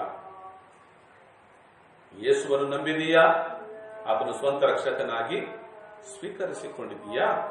ಹಾಗಾದ್ರೆ ಆತನ ವಾಕ್ಯವನ್ನು ಕೇಳುವವನಾಗಿ ಮಾತ್ರವಿಲ್ಲದೆ ಅದರ ಪ್ರಕಾರ ನಡೆಯುವವರಾಗಿರೋಣ ಪ್ರಿಯರೇ. ದೇವರ ವಾಕ್ಯವು ನಮ್ಮನ್ನು ಎಚ್ಚರಿಸುವಂತದ್ದಾಗಿದೆ. ಇವತ್ತಿನ ಪರಿಸ್ಥಿತಿ, ದೇಶದಾದ್ಯಂತ ಕೋಲಾಹಲತೆಗಳು. ನಾವು ಸುಖವಾಗಿದ್ದೇವ್ರಿ, ನಾವು ಸಮಾಧಾನದಲ್ಲಿದ್ದೇವ್ರಿ. ಯಾಕೆಂದ್ರೆ ಯೇಸು ಕ್ರಿಸ್ತ ಹೇಳಿದ್ರು, ನನ್ನ ಸಮಾಧಾನವನ್ನು ನಿಮಗೆ ಬಿಟ್ಟು ಹೋಗುತ್ತೇನೆ, ಲೋಕವು ಕೊಡುವ ಪ್ರಕಾರದ ಸಮಾಧಾನವಲ್ಲ, ನನ್ನ ಸಮಾಧಾನವನ್ನು ನಿಮಗೆ ಬಿಟ್ಟು ಹೋಗುತ್ತೇನೆ ಎಂದು ಕರ್ತ ಯೇಸು ಕ್ರಿಸ್ತನು ಹೇಳಿದರು. ಆತ ನಮ್ಮನ್ನು ಸಮಾಧಾನದಲ್ಲಿ ಇರಿಸಿದ್ದಾರೆ. ಇವತ್ತು ಸಮಾಧಾನವೇ ಇಲ್ಲದೆ ತೊಳಲಿ ಬಳಲುವ ಜನಗಳ ಪರಿಸ್ಥಿತಿಯಲ್ಲಿ, ಇವತ್ತು ಕುಟುಂಬಗಳಲ್ಲಿ ಕೊರೋನಾದ ಬಾಧೆಯಲ್ಲಿ ಬಾಧಿಸಲ್ಪಡುತ್ತಿರುವ ಜನಗಳಿರೋದಾದ್ರೆ ಅವರ ಕುಟುಂಬದ ಸಂಬಂಧಿಕರುಗಳ ಪರಿಸ್ಥಿತಿಯೇನು, ಅವರ ಮನಸ್ಸಿನ ನೆಲೆಗಳೇನು, ಅವರಿಗಾಗಿ ನಾವು ಪ್ರಾರ್ಥಿಸಬೇಕು. ಇಂದು ನಾಶನದ ಹಾದಿಯಲ್ಲಿ ಬಹಳಷ್ಟು ಜನ ಓಡುತ್ತಲಿದ್ದಾರೆ. ಅವರಿಗೆ ಮುಂದೆ ಬೆಂಕಿ ಗಂಧಕಗಳು ಇರುವ ಕೆರೆ ನಿತ್ಯ ಕಾಲ ಅಲ್ಲಿ ಬೇಯುತ್ತಾ ಇರಬೇಕು. ಆದರೆ ಅಲ್ಲಿ ಹೋಗುವವನ ಶರೀರವು ಸಾಯೋದಿಲ್ಲ, ಅಲ್ಲಿಯ ಹುಳ ಸಾಯೋದಿಲ್ಲ, ಮಾತ್ರವಲ್ಲದೆ ಅಲ್ಲಿಯ ಬೆಂಕಿ ಕೂಡ ಆರಿ ಹೋಗೋದಿಲ್ಲ, ಅದು ಉರಿತಾನೆ ಇರ್ತದೆ. ಅದು ಅನೇಕರಿಗೆ ಗೊತ್ತಿಲ್ಲ. ಹಾಗಾಗಿ ತಮ್ಮ ಮನಸ್ಸಿಗೆ ಬಂದ ಹಾಗೆ ಓಡುತ್ತಲಿದ್ದಾರೆ. ದೇವರ ವಾಕ್ಯ ಹೇಳ್ತದೆ, ನಾನು ಅದನ್ನು ಓದ್ಲಿಕ್ಕೆ ಬಯಸ್ತಿಲ್ಲ, ಆದ್ರೆ ಆ ವಾಕ್ಯದ ರೆಫರೆನ್ಸ್ ನಿಮಗೆ ಹೇಳ್ತೀನಿ ನೋಡ್ರಿ. ಯೆಹೆಜ್ಕೇಲನ ಪ್ರವಾದನೆಯ ಗ್ರಂಥ 18ನೇ ಅಧ್ಯಾಯದ 23ನೇ ವಚನದಲ್ಲಿ ದೇವರು ಹೇಳುತ್ತಾರೆ, ದುಷ್ಟನು ಸಾಯುವುದರಲ್ಲಿ ನಾನು ಸಂತೋಷ ಪಡುತ್ತೇನೋ? ನನಗೆ ಸಂತೋಷವಿಲ್ಲ. ಅವನು ತನ್ನ ಮನಸ್ಸನ್ನು ತಿರುಗಿಸಿಕೊಂಡು ಬದುಕೊಂಡ್ರೆ ಅದರಲ್ಲಿ ನಾನು ಸಂತೋಷ ಪಡುತ್ತೇನೆಂದು ದೇವರು ಹೇಳುತ್ತಾರೆ. ದುಷ್ಟನು, ಅನೀತಿವಂತನು, ಕುಡುಕನು ಸಾಯೋದು ಕೂಡ ದೇವರಿಗೆ ಇಷ್ಟವಿಲ್ಲ. ಅವನು ತನ್ನ ದಾರಿಯನ್ನು ತಿರುಗಿಸಿಕೊಂಡು ಅವುಗಳನ್ನು ಬಿಟ್ಟು ದೇವರ ಕಡೆಗೆ ತಿರುಗಿಕೊಂಡು ಬದುಕೊಂಡ್ರೆ ಅದರಲ್ಲಿ ದೇವರು ಸಂತೋಷ ಪಡುತ್ತಾನೆ. ಇವತ್ತು ಈ ಪ್ರಾರ್ಥನೆಯಲ್ಲಿ ಭಾಗಿಯಾಗಿರುವಂತಹ ಪ್ರತಿಯೊಬ್ಬರಿಗೂ ಒಂದು ವಿಜ್ಞಾಪನೆ ಏನಂತ ಹೇಳಿದ್ರೆ, ಇವತ್ತಿನ ಪರಿಸ್ಥಿತಿಯಲ್ಲಿ ನಿನಗೂ ನನಗೂ ದೇವರ ಮೇಲಿನ ನಂಬಿಕೆ ಇದೆ, ನಿನಗೂ ನನಗೂ ದೇವರ ವಾಗ್ದಾನಗಳಿವೆ, ನಿನಗೂ ನನಗೂ ಪರಲೋಕದ ಬಾಧ್ಯತೆಯು ಮುಡಿಪಾಗಿಡಲ್ಪಟ್ಟಿದೆ. ಅಂದ್ರೆ ಈ ಮೊದಲೇ ತೀರ್ಮಾನಿಸಿಡಲ್ಪಟ್ಟಿದೆ. ಆದರೆ ನಿನ್ನ ಹಾಗೆಯೋ ನನ್ನ ಹಾಗೆಯೋ ನಮ್ಮ ದೇಶದ ಜನರೆಲ್ಲರೂ ಇಲ್ಲ. ಗಲಿಬಿಲಿಗಳಲ್ಲಿ, ಗೊಂದಲಗಳಲ್ಲಿ, ಕಾಯಿಲೆಗಳಲ್ಲಿ, ಗಂಡಾಂತರಗಳಲ್ಲಿ ಜನಗಳು ಸಿಲ್ಕೊಂಡಿದ್ರೆ. ಈಗ ನೋಡಿ, ಕೊರೋನಾ ಬಂದದರ ನಿಮಿತ್ತ ಹೃದಯದ ತೊಂದರೆಗಳಲ್ಲಿರುವ ಜನಗಳು, ವಯಸ್ಸಾದಂಥವರು, ಈ ಸಕ್ಕರೆ ಕಾಯಿಲೆಯವರು, ರಕ್ತದೊತ್ತಡದ ಕಾಯಿಲೆಯಲ್ಲಿ ಸಿಲುಕಿಕೊಂಡಿರುವವರು, ಬೇರೆ ಬೇರೆ ವಿಧವಾದ ಕಾಯಿಲೆಗಳವರು, ಈ ಮೂತ್ರಕೋಶದ ಸಮಸ್ಯೆಗಳಿದ್ದಂಥವರು, ಖನಿಜದ ಲಿವರ್ನ ಸಮಸ್ಯೆ ಇದ್ದಂಥವರುಗಳು, ಹೀಗೆ ಅನೇಕ ಸಮಸ್ಯೆಗಳಿರುವಂತಹವರುಗಳು ಈಗ ಆಸ್ಪತ್ರೆಗೆ ಹೋಗುವ ಪರಿಸ್ಥಿತಿಯಲ್ಲಿ ಇಲ್ಲ. ಹೋದ್ರೆ ಆಸ್ಪತ್ರೆಗಳಲ್ಲಿ ಸೇರಿಸಿಕೊಳ್ಳೋದಿಲ್ಲ. ಹಲವು ಆಸ್ಪತ್ರೆಗಳಲ್ಲಿ ಅದು ಕೆಲವರು ನೋಡ್ಲಿಕ್ಕೆ ಆಗೋದಿಲ್ಲ, ಹೋಗ್ರಿ ಅಂತ ಅವರ ಪರಿಸ್ಥಿತಿ ಏನು? ಸರಿ, ಈ ಕೊರೋನಾದಲ್ಲಿ ಬಳಲ್ತಾ ಇದ್ದಾರಲ್ಲ ಜನ, ಜೀವ ಹೋಗ್ತದೋ ಬರ್ತದೋ, ಉಳಿತೇನೋ ಸತ್ತೋಗ್ಬಿಡ್ತೇನೋ ಎಂಬುದಾಗಿ ಗಲಿಬಿಲಿ ಗೊಂದಲದಲ್ಲಿದ್ದಾರಲ್ಲ, ಆ ಜನರ ಪರಿಸ್ಥಿತಿ ಏನು?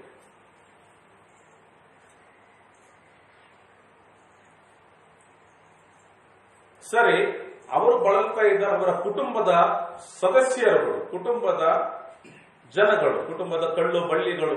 ಈಗ ಒಂದು ಕುಟುಂಬದಿಂದ ಒಬ್ಬರನ್ನ ಕೊರೋನಾ ಪಾಸಿಟಿವ್ ಸಿಕ್ಬಿಡುತ್ತಂತ ಕರ್ಕೊಂಡೋಗಿದ್ರೆ ಅವ್ರ ಕುಟುಂಬದವರಿಗೆ ಫೋನ್ ಮಾಡ್ತಾರೆ, ಅಯ್ಯೋ ನಮ್ಮ ಕುಟುಂಬದಲ್ಲಿ ನಮ್ಮ ಅಣ್ಣನಿಗೆ ಹಿಂಗಾಗ್ಬಿಡು, ಅಯ್ಯೋ ನನ್ನ ಹೆಂಡತಿಗೆ ಹಿಂಗಾಗ್ಬಿಡುತ್ತೆ, ನನ್ನ ಗಂಡನಿಗೆ ಹಿಂಗಾಗ್ಬಿಟ್ಟಿದೆ ಅಂತ ಹೇಳಿ ಸುದ್ದಿ ಕೊಟ್ರೆ ಕುಟುಂಬದ ಸಂಬಂಧಿಕರುಗಳದೆಲ್ಲ ಮನಸ್ಸಿನ ನೆಲೆ ಏನು? ಇವತ್ತು ನಾವು ಪ್ರಾರ್ಥನೆ ಮಾಡಬೇಕು ಪ್ರಿಯರೇ. ಏನಂತ ಪ್ರಾರ್ಥಿಸಬೇಕು? ದೇವರೇ ಕೊರೋನಾ ಹೋಗ್ಲಿ ಅಲ್ರಿ, ಕೊರೋನಾ ಹೋಗೋದಕ್ಕಾಗಿ ಪ್ರಾರ್ಥನೆ ಮಾಡಬೇಕು. ಕೊರೋನಾ ದೊಡ್ಡ ವಿಷಯವಲ್ಲ, ದೇವರ ಮುಂದೆ ದೊಡ್ಡ ವಿಷಯವಲ್ಲ. ಅದು ಮನುಷ್ಯರಿಗೆ ದೊಡ್ಡದಾಗಿ ಕಾಣ್ತಾ ಇದೆ. ಯಾವ ಮನುಷ್ಯರಿಗೆ ದೊಡ್ಡದಾಗಿ ಕಾಣ್ತಾ ಇದೆ? ನಂಬಿಕೆ ದೇವರ ಮೇಲೆ, ಸತ್ಯ ದೇವರ ಮೇಲೆ ನಂಬಿಕೆ ಇಲ್ಲದ ಜನಗಳಿಗೆ ಅದು ದೊಡ್ಡದಾಗಿ ಕಾಣ್ತದೆ. ಸತ್ಯ ದೇವರನ್ನ ನಂಬಿಕೊಂಡವರಿಗೆ ಏನಿದೆ, ಅವರು ನಾಶನಕ್ಕೆ ಹೋಗದೆ ನಿತ್ಯ ಜೀವವನ್ನು ಪಡೆದವನಾಗಿರುವನು ಎಂಬುದಾಗಿ ದೇವರ ವಾಕ್ಯವು ವಾಗ್ದಾನ ಪಡಿಸಿದೆ. ನಿತ್ಯ ಜೀವದಲ್ಲಿ ಭಾಗಿಯಾಗಿರುವವನಿಗೆ, ಬಾಧ್ಯಸ್ಥನಾಗಿರುವವನಿಗೆ, ದೇವರ ರಾಜ್ಯದ ಪ್ರಜೆಯಾಗಿರುವವನಿಗೆ ದೇವರ ಆಜ್ಞೆ ಇಲ್ಲದೆ, ದೇವರ ಅನುಮತಿ ಇಲ್ಲದೆ ಯಾವ ಸಂಭವವೂ ಸಂಭವಿಸದು. ಹೀಗಿರುವಲ್ಲಿ ಎಂದು ದೇವರ ವಾಕ್ಯವು ಹೇಳಿರುವ ಪ್ರಕಾರದಲ್ಲಿ ನಮ್ಮನ್ನು ನಾವೇ ಮೋಸಪಡಿಸಿಕೊಳ್ಳೋದು ಬೇಡ. ಕೇಳಿಸಿಕೊಳ್ಳುತ್ತಿರುವ ನೀವು ನಿಮ್ಮನ್ನು ನೀವೇ ಮೋಸಪಡಿಸಿಕೊಳ್ಳಬೇಡಿ. ಎಚ್ಚರಿಕೆಗೆ ತಂದುಕೊಡ್ರಿ. ಕರ್ತನಾದ ಯೇಸು ಕ್ರಿಸ್ತನ ವಾಕ್ಯಗಳನ್ನು, ಮಾತುಗಳನ್ನು ಕೇಳಿ ಅದೇ ಪ್ರಕಾರ ನಡೆಯುವವರಾಗಿ ಮಾರ್ಪಡ್ರಿ. ನಿಮ್ಮನ್ನು ನೀವು ಮಾರ್ಪಡಿಸಿಕೊಳ್ಳ್ರಿ. ನಮ್ಮನ್ನು ನಾವು ಮಾರ್ಪಡಿಸಿಕೊಳ್ಳೋಣ ಪ್ರಿಯರೇ. ಮಾರ್ಪಡಿಸಿಕೊಂಡು ಯಾರೆಲ್ಲ ರಕ್ಷಣೆ ಹೊಂದದೇ ಇದ್ದಾರೋ, ಯಾರೆಲ್ಲ ಯೇಸು ಕ್ರಿಸ್ತನನ್ನು ತಿಳಿದುಕೊಳ್ಳದೇ ಇದ್ದಾರೋ ಅಂತವರುಗಳು ಯೇಸು ಕ್ರಿಸ್ತನನ್ನು ತಿಳಿದುಕೊಳ್ಳಲಿ ಎಂಬುದಾಗಿ ಅವರ ಆತ್ಮರಕ್ಷಣೆಗಾಗಿ ಪ್ರಾರ್ಥನೆ ಮಾಡೋಣ.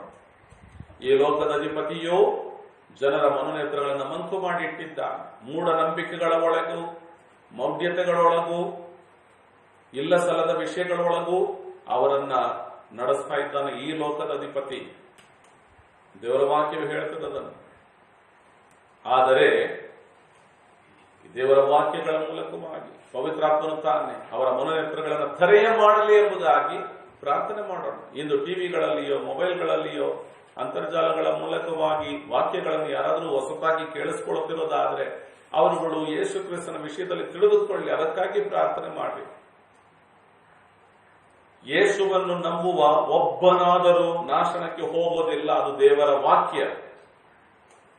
ಯೇಸು ಕ್ರಿಸ್ತನ ನಂಬುವ ಪ್ರತಿಯೊಬ್ಬೊಬ್ಬನು ನಿತ್ಯ ಜೀವಕ್ಕೆ ಹೋಗುತ್ತಾನೆ, ಸ್ವರ್ಗ ಸಾಮ್ರಾಜ್ಯಕ್ಕೆ ಪ್ರವೇಶಿಸ್ತಾನೆ. ಅದು ದೇವರ ವಾಗ್ದಾನ. ಅದಕ್ಕಾಗಿ ದೇವರೇ, ನನ್ನ ಭಾರತ ದೇಶದ ಜನರು ನಾಶನಕ್ಕೆ ಹೋಗಬಾರದು ಕರ್ತನೆ. ನರಕ ಎಂಬ ಭಯಂಕರವಾದಂತಹ ನಿತ್ಯ ನಾಶನವೆಂಬ ಸ್ಥಳಕ್ಕೆ ಹೋಗಬಾರದು. ನನ್ನ ಭಾರತ ದೇಶದ ಜನಗಳು ನಿನ್ನನ್ನು ನಂಬುವವರಾಗಿ ನಿತ್ಯ ಜೀವವನ್ನು ಪಡೆದುಕೊಳ್ಳುವ ಹಾಗೆ ಮಾರ್ಪಡಿಸು. ಅವರ ಮನೋನೇತ್ರಗಳನ್ನ ತೆರೆಯ ಮಾಡೆಂಬುದಾಗಿ ಪ್ರಾರ್ಥನೆ ಮಾಡೋಣ. ಈ ಕೊರೋನಾದಿಂದ ಬಾಧಿತರಾಗಿರುವ ಕುಟುಂಬಗಳಿಗೆ ದೇವರು ತಾನೇ ಆದರಣೆ ಕೊಡಲಿ. ಅವರು ಕೂಡ ಯೇಸು ಕ್ರಿಸ್ತನ ಬಳಿಗೆ ಬೇಡಿಕೊಳ್ಳಲಿ. ಯೇಸುವನ್ನು ನಂಬಿ, ಯೇಸುವೇ ನೀವು ನಮಗೆ ಸಹಾಯ ಮಾಡ್ರಿ, ನಮ್ಮ ಕುಟುಂಬದ ಸದಸ್ಯರ ಪರಿಸ್ಥಿತಿ ಹಿಂಗಾಗಿದೆ ಎಂಬುದಾಗಿ ಅದನ್ನು ಸರಿಪಡಿಸ ಶಕ್ತನಾಗಿರುವ ಅಂತಹ ಸಮಸ್ಯೆ, ಮರಣಕರವಾದ ಕಾಯಿಲೆಗಳಿಂದ ಬಿಡಿಸುವ ಶಕ್ತಿಯುಳ್ಳ ಶಕ್ತನಾದ ದೇವರ ಬಳಿಗೆ ಬೇಡಿಕೊಳ್ಳಲಿ. ಅದಕ್ಕೆ ಅವರ ಮನೋನೇತ್ರಗಳು ತೆರೆಯಲ್ಪಡಲೆಂದು ನಾವು ಪ್ರಾರ್ಥನೆ ಮಾಡೋಣ. ಬಾಧಿತರಾಗಿ ಆಸ್ಪತ್ರೆಗಳಲ್ಲಿ ಮಲಗಿರುವಂತವರಿಗಾಗಿ ಬೇಡಿ, ಅವರು ಹಾಗೆ ಒಂದು ವೇಳೆ ಯೇಸು ಕ್ರಿಸ್ತನನ್ನು ತಿಳಿಯದೆ ಅವರಿಗೆ ಮರಣ ಸಂಭವಿಸುವುದಾದ್ರೆ ಅವರು ಹೋಗೋದೆಲ್ಲಿಗೆ? ಅವರು ನಾಶನಕ್ಕೆ ಹೋಗ್ತಾರೆ. ಯೇಸುವನ್ನೇ ದೇವರೆಂಬುದಾಗಿ ನಂಬುವ ಒಬ್ಬನಾದರೂ ನಾಶವಾಗದೆ ಪ್ರತಿಯೊಬ್ಬನು ನಿತ್ಯ ಜೀವವನ್ನು ಪಡೆದವನಾಗಿರುವ. ಅದಕ್ಕೆ ಮರಣದ ಕೊನೆಯ ಎಲ್ಲೆಯಲ್ಲಿ ಬಳಲುತ್ತಾ ಇರುವಂತಹ ಜನಗಳು ಆಸ್ಪತ್ರೆಗಳಲ್ಲಿಯೋ, ಮನೆಗಳಲ್ಲಿಯೋ, ಎಲ್ಲಿರುತ್ತಾರೆ ಅವರ ಮನೋನೇತ್ರಗಳನ್ನು ದೇವರು ತೆರೆಯ ಮಾಡಲೆಂದು ಪ್ರಾರ್ಥನೆ ಮಾಡೋಣ. ಅವರುಗಳು ಕೊನೆಯ ಕ್ಷಣದಲ್ಲಿ ಆದರೂ, ಕೊನೆಯ ಸಮಯದಲ್ಲಾದರೂ ಕರ್ತ ಯೇಸು ಕ್ರಿಸ್ತನು ತಿಳಿದುಕೊಳ್ಳುವ ಅವಕಾಶ ಅವರಿಗೆ ಸಿಗಲಿ. ಯೇಸುವನ್ನು ಹೇಗಾದರೂ ಅವರುಗಳು ತಿಳಿದುಕೊಳ್ಳುವಾಗ, ಯೇಸುವೇ, ನಾನು ಹಲವು ನಂಬಿಕೆ ನಂಬಿದ್ದೆ, ಆದರೆ ಇಂದು ನಿನ್ನನ್ನು ಬೇಡಿಕೊಳ್ಳುತ್ತಿದ್ದೇನೆ, ನೀನು ನನ್ನನ್ನು ಉಳಿಸುವುದಾದರೆ, ನಾನು ಮಾಡಿದ ಅಪರಾಧಗಳೆಲ್ಲ ನನಗೆ ಕ್ಷಮಿಸು, ನೀನು ನನ್ನನ್ನು ಉಳಿಸುವುದಾದರೆ ನಿಮಗೆ ಸಾಕ್ಷಿಯಾಗಿರುತ್ತೇನೆ, ನಿಮ್ಮ ಮಗುವಾಗಿ ನಾನು ಮಾರ್ಪಡುತ್ತೇನೆ. ನನ್ನನ್ನು ಕ್ಷಮಿಸು ಎಂದು ಕೇಳಿಕೊಳ್ಳುವುದಾದ್ರೆ ಖಂಡಿತವಾಗಿ ಪ್ರೀತಿ ಸ್ವರೂಪನಾದ ಯೇಸು ಕ್ರಿಸ್ತನು ಅವರ ಪಾಪದಿಂದ ಅವರನ್ನು ಬಿಡಿಸಿ ರಕ್ಷಿಸಿ ಅವರ ಮರಣಕರವಾದಂತ ಬಾಧೆಯಿಂದ ಕೂಡ ಹೊರತರಲು ಶಕ್ತನಾಗಿದ್ದಾನೆ. ಸತ್ತು 4 ದಿವಸಗಳಾದ ಲಾಜರನನ್ನು ಎಬ್ಬಿಸಿದ ಯೇಸು ಕ್ರಿಸ್ತನು ಸಾಯುವ ನಿಟ್ಟಿನಲ್ಲಿರುವಂತಹ ಮನುಷ್ಯರನ್ನು ಮರಣಕರವಾದ ಬಾಧೆಯಿಂದ ಬಿಡಿಸಲಿಕ್ಕೆ ಸಾಧ್ಯವಿಲ್ಲವೋ ಆತನು ಬಿಡಿಸುತ್ತಾನೆ. ಆತನು ಸತ್ಯ ದೇವರು, ನಿತ್ಯನಾದ ತಂದೆಯಾಗಿದ್ದಾನೆ. ಆದ್ದರಿಂದ ಕೇಳಿಸಿಕೊಳ್ಳುವ ಪ್ರತಿಯೊಬ್ಬರು ಇಮ್ಯಾನ್ಯುಯಲ್ ಪ್ರಾರ್ಥನಾದ ಸದಸ್ಯರುಗಳಿಗೆ ಗೊತ್ತಿದೆ, ಈ ಉಪವಾಸ ಪ್ರಾರ್ಥನೆ ಈ ಸಂದೇಶ ಮುಗಿದ ಮೇಲೆ ಮನೆಗಳಲ್ಲಿಯೇ ಪ್ರಾರ್ಥನೆ ಮಾಡಬೇಕೆಂಬುದಾಗಿ. ಹಾಗಾಗಿ ಹೇಳಿದಂತ ಪ್ರಾರ್ಥನಾ ಮನವಿಗಳು ಏನಿರುತ್ತವೆಯೋ ಆ ಪ್ರಕಾರದಲ್ಲಿ ಪ್ರಾರ್ಥನೆ ಮಾಡಬೇಕಾಗಿ ನಿಮ್ಮ ಮನೆಗಳಲ್ಲಿ, ನಿಮ್ಮ ಸ್ಥಳಗಳಲ್ಲಿ ನೀವು ಕೂಡಿಕೊಂಡು ಸ್ವಲ್ಪ ಹೊತ್ತಿನ ಸಮಯ ದೇವರ ಸಮ್ಮುಖದಲ್ಲಿ ದೇವರ ಬಳಿಯಲ್ಲಿ ಸಹಾಯವನ್ನು ಬೇಡಿಕೊಂಡು ನಮ್ಮ ದೇಶಕ್ಕಾಗಿ, ನಮ್ಮ ಕರ್ನಾಟಕದ ಕನ್ನಡ ಜನಗಳಿಗಾಗಿ, ನಾವಿರುವ ಪ್ರಾಂತ್ಯಗಳಿಗಾಗಿ ನಾವು ಪ್ರಾರ್ಥನೆ ಮಾಡಿಕೊಳ್ಳೋಣ. ಪ್ರಿಯರೇ, ದೇವರು ತಾನೇ ಉಪಶಮನವಿಲ್ಲದ ಜನಗಳಿಗೆ, ಸಮಾಧಾನವಿಲ್ಲದ ಜನಗಳಿಗೆ, ಗೊಂದಲದಲ್ಲಿ ಮರಣ ಭಯದಲ್ಲಿರುವಂತಹ ಜನಗಳಿಗೆ ತನ್ನನ್ನು ಪ್ರಕಟಪಡಿಸಿಕೊಂಡು ತನ್ನಲ್ಲಿರುವಂತಹ ಪ್ರೀತಿ ಕೃಪೆಗಳನ್ನು ಪ್ರಕಟಪಡಿಸುವ ಹಾಗೆ ನಾವು ಪ್ರಾರ್ಥನೆ ಮಾಡಿಕೊಳ್ಳೋಣ. ದೇವರು ನಿಮ್ಮನ್ನು ಆಶೀರ್ವದಿಸಲಿ. ನಾವೊಂದು ಪ್ರಾರ್ಥನೆ ಮಾಡಿ ಮುಕ್ತಾಯಪಡಿಸೋಣ. ನಮ್ಮನ್ನು ಅತ್ಯಧಿಕವಾಗಿ ಪ್ರೀತಿ ಮಾಡಿದ ನಮ್ಮ ಪರಲೋಕದ ಪರಿಶುದ್ಧ ತಂದೆಯಾದ ದೇವರೇ, ಈ ಸಮಯದಲ್ಲಿ ಈವರೆಗೂ ನಾವು ನಿಮ್ಮ ವಾಕ್ಯಗಳನ್ನು ಧ್ಯಾನ ಮಾಡಿದೆವು. ನೀವು ನಮ್ಮನ್ನು ಎಷ್ಟು ಪ್ರೀತಿಸಿದ್ದೀರಿ, ಮಾನವ ಕೋಟಿಗೆ ನೀವು ಅದೆಷ್ಟು ಬುದ್ಧಿ ಮಾತುಗಳನ್ನು ಹೇಳಿದ್ದೀರಿ. ಮನುಷ್ಯನು ಒಬ್ಬನಾದರೂ ನಾಶನಕ್ಕೆ ಹೋಗಬಾರದೆಂಬುದಕ್ಕಾಗಿ, ಪ್ರತಿಯೊಬ್ಬನು ನಿತ್ಯ ಜೀವಕ್ಕೆ ಬರಬೇಕು, ಪರಲೋಕಕ್ಕೆ ಬಾಧ್ಯಸ್ಥನಾಗಬೇಕೆಂಬುದಕ್ಕಾಗಿ ಪರಲೋಕದಲ್ಲಿ ಸಿಂಹಾಸನಾರೂಢನಾಗಿದ್ದ ವಾಕ್ಯವಾದ ಆತನನ್ನೇ ಕುಮಾರನಾಗಿ ಈ ಲೋಕದಲ್ಲಿ ಕಳುಹಿಸಿಕೊಟ್ಟಿರಿ ತಂದೆಯೇ. ಆತನ ನಂಬುವ ಒಬ್ಬನಾದರೂ ನಾಶನಕ್ಕೆ ಹೋಗದೆ ನಿತ್ಯ ಜೀವವನ್ನು ಪಡೆದವನಾಗಿರುವನೆಂಬುದಾದ ವಾಗ್ದಾನವನ್ನು ನಮಗೆ ಅನುಗ್ರಹ ಮಾಡಿದಿರಿ ಕರ್ತನೆ. ಇಂದು ಈ ವಾಕ್ಯಗಳನ್ನು ಕೇಳಿಸಿಕೊಂಡ ಪ್ರತಿಯೊಬ್ಬರ ಕುಟುಂಬಗಳನ್ನು ಆಶೀರ್ವದಿಸಿರಿ. ಪ್ರತಿಯೊಬ್ಬರ ಆತ್ಮಿಕ ಜೀವಿತಗಳನ್ನು ಕರ್ತನೆ ನಿಮ್ಮ ಹತೋಟಿಗೆ ತೆಗೆದುಕೊಳ್ಳಿರಿ ಕರ್ತನೆ. ದೇವರೇ, ಯಾರ್ಯಾರು ಯಾವ್ಯಾವ ಪರಿಸ್ಥಿತಿಯಲ್ಲಿ ಇದ್ದುಕೊಂಡು ಈ ವಾಕ್ಯಗಳನ್ನು ಕೇಳಿಸಿಕೊಳ್ಳುತ್ತಿದ್ದಾರೋ ಅವರ ಪರಿಸ್ಥಿತಿಗಳನ್ನು ಬದಲಾಯಿಸಿರಿ. ನಿಮ್ಮ ಚಿತ್ತಕ್ಕನುಸಾರವಾಗಿ ನಿಮ್ಮ ಸಮಾಧಾನವನ್ನು ಕೊಡ್ರಿ, ನಿಮ್ಮ ಆದರಣೆಯನ್ನು ಕೊಡ್ರಿ. ದೇವರವರ ಜೀವನಗಳಲ್ಲಿ ಏನಾದರೂ ಪಿಡುಗುಗಳಲ್ಲಿ ಹಿಡಿಯಲ್ಪಟ್ಟವರಾಗಿದ್ದರೆ, ಪಾಪದ ಬಂಧನದಲ್ಲಿರುವುದಾದರೆ ಅವರುಗಳ ಜೀವಿತಗಳನ್ನು ಬದಲಾಯಿಸಿರಿ. ಪಾಪದ ಬಂಧನಗಳಿಂದ ಬಿಡುಗಡೆ ಕೊಡ್ರಿ ಕರ್ತನೆ. ತಂದೆಯೇ, ದಯೆಯನ್ನು ಪ್ರೀತಿಯನ್ನು ಕಳುಹಿಸಿಕೊಟ್ಟಿರಲ್ಲ ಕರ್ತನೆ. ಆ ದಯೆ ಪ್ರೀತಿಯ ನಿಮಿತ್ತವಾಗಿ ನಾವಿಂದು ರಕ್ಷಣೆ ಹೊಂದಿದ್ದೇವೆ. ನನ್ನ ದೇಶದ ಜನತೆಯು ರಕ್ಷಣೆ ಹೊಂದಿಕೊಳ್ಳಿಕ್ಕಾಗುವ ಹಾಗೆ, ನನ್ನ ಕರ್ನಾಟಕದ ಜನತೆಯು ರಕ್ಷಣೆ ಹೊಂದಿಕೊಳ್ಳಿಕ್ಕಾಗುವ ಹಾಗೆ ನಿನ್ನನ್ನು ತಿಳಿದುಕೊಂಡು ನಿನ್ನ ಬಳಿಗೆ ಬೇಡಿಕೊಂಡು ರಕ್ಷಣೆ ಎಂಬ ನಿತ್ಯ ಜೀವದ ವಾಗ್ದಾನವನ್ನು ಹೊಂದಿಕೊಳ್ಳಿಕ್ಕಾಗುವಂತೆ ಸಹಾಯ ಮಾಡಿ. ನನ್ನ ದೇಶದ ಜನತೆಯು ನರಕಕ್ಕೆ ಹೋಗಬಾರದು ಕರ್ತನೆ. ಬೆಂಕಿ ಗಂಧಕಗಳು ಉರಿಯುವ ಕೆರೆಯಲ್ಲಿ ನಿತ್ಯ ನಾಶನವೆಂಬ ಸ್ಥಳಕ್ಕೆ ಹೋಗಬಾರದು ಕರ್ತನೆ. ಅಪ್ಪ, ನನ್ನ ದೇಶದ ಜನತೆ, ನನ್ನ ಕರ್ನಾಟಕದ ಮುಗ್ಧ ಜನಗಳು, ನನ್ನ ಕನ್ನಡ ಜನಗಳು ಕರ್ತನೆ ನಾಶನಕ್ಕೆ ಹೋಗಬಾರದು ಕರ್ತನೆ. ನನ್ನ ಕರ್ತನಾದ ಯೇಸು ಕ್ರಿಸ್ತನನ್ನು ತಿಳಿದುಕೊಂಡು ಸ್ವಂತ ರಕ್ಷಕನಾಗಿ ಅಂಗೀಕಾರ ಮಾಡಿಕೊಂಡು ಪರಲೋಕಕ್ಕೆ ಬಾಧ್ಯಸ್ಥರಾಗುವಂತೆ ನೀವು ಸಹಾಯ ಮಾಡಬೇಕಾಗಿ ಬೇಡಿಕೊಳ್ತೇವೆ. ನೀವು ನಮ್ಮ ಮೇಲೆ ಇಟ್ಟಿರುವ ಪ್ರೀತಿಯ ನಿಮಿತ್ತವಾಗಿ ನಮಗೆ ಕೊಟ್ಟಿರುವಂತಹ ವಾಕ್ಯದ ಉಪದೇಶಗಳನ್ನು ನಾವು ಕೇಳಿಸಿಕೊಳ್ಳುವವರಾಗಿ ಮಾತ್ರ ಬಿದ್ದು ಬಿಡದೆ ಆ ಪ್ರಕಾರದಲ್ಲಿ ನಡೆಯುವವರಾಗಿದ್ದು ನಿಮ್ಮ ಹೃದಯಕ್ಕೆ ಮೆಚ್ಚುಗೆಯಾದ ಮಕ್ಕಳಾಗಿ ಜೀವಿಸಲಿಕ್ಕಾಗುವಂತೆ ಸಹಾಯ ಮಾಡಲು ಬೇಡಿಕೊಳ್ಳುತ್ತೇವೆ. ಆಶೀರ್ವದಿಸಿರಿ, ಕೃಪೆ ತೋರಿಸಿರೆಂದು ನಮ್ಮ ಕರ್ತನು ಮತ್ತು ಒಡೆಯನೂ ಆಗಿರುವ ಯೇಸು ಕ್ರಿಸ್ತನ ಮುಖಾಂತರ ಎಲ್ಲವನ್ನು ಬೇಡಿ ಹೊಂದಿದ್ದೇವೆ ನಮ್ಮ ಪರಿಶುದ್ಧ ತಂದೆಯೇ. ಆಮೆನ್. ನನ್ನ ಮನವೇ ಯೆಹೋವನನ್ನು ಕೊಂಡಾಡು, ನನ್ನ ಸರ್ವೇಂದ್ರಗಳ ಪವಿತ್ರ ನಾಮವನ್ನು ಕೀರ್ತಿಸು. ನನ್ನ ಮನವೇ ಯೆಹೋವನನ್ನು ಕೊಂಡಾಡು, ಆತನು ಮಾಡಿದ ಉಪಕಾರಗಳಲ್ಲಿ ಒಂದನ್ನು ಮರೆಯದಿರು. Amen, amen. ಪ್ರಿಯ ಸಹೋದರ ಸಹೋದರಿಯರೇ, ನಿಮ್ಮ ಮನೆಗಳಲ್ಲಿ ಸ್ವಲ್ಪ ಹೊತ್ತಿನ ಸಮಯ ದೇಶದ ರಕ್ಷಣೆಗಾಗಿ, ಕರ್ನಾಟಕದ ಜನತೆಗಾಗಿ, ಕೊರೋನಾ ಬಾಧಿತರಾಗಿರುವಂತವರಿಗೆ, ಬೇರೆ ನಾನಾ ವಿಧವಾದ ಕಾಯಿಲೆಗಳಲ್ಲಿ ಇರುವಂತವರಿಗೆ ದೇವರು ಉಪಶಮನವನ್ನು, ಅವರವರ ಕುಟುಂಬಗಳಿಗೆ ಶಾಂತಿ, ಸಮಾಧಾನ, ಆದರಣೆಯನ್ನು ಕೊಡುವ ಹಾಗೆಯೂ ಜನಗಳನ್ನು ಪಾಪದ ಬಂಧನದಿಂದ ಬಿಡುಗಡೆ ಮಾಡುವುದಕ್ಕೆ ಅವರ ಮನೋನೇತ್ರಗಳನ್ನು ತೆರೆಯಲ್ಪಡುವುದಕ್ಕಾಗಿಯೂ ಪ್ರಾರ್ಥನೆ ಮಾಡಬೇಕಾಗಿ ನಿಮ್ಮನ್ನು ಕೇಳಿಕೊಡ್ತೇನೆ. ದೇವರು ನಿಮ್ಮನ್ನು ಆಶೀರ್ವದಿಸಲಿ. ಹಾಗೆಯೇ ನೀವು ಪ್ರಾರ್ಥನೆಯನ್ನು ಮುಂದುವರಿಸಿಕೊಳ್ಳಬೇಕಾಗಿ ನಿಮ್ಮನ್ನು ಕೇಳಿಕೊಳ್ತಿದ್ದೇನೆ.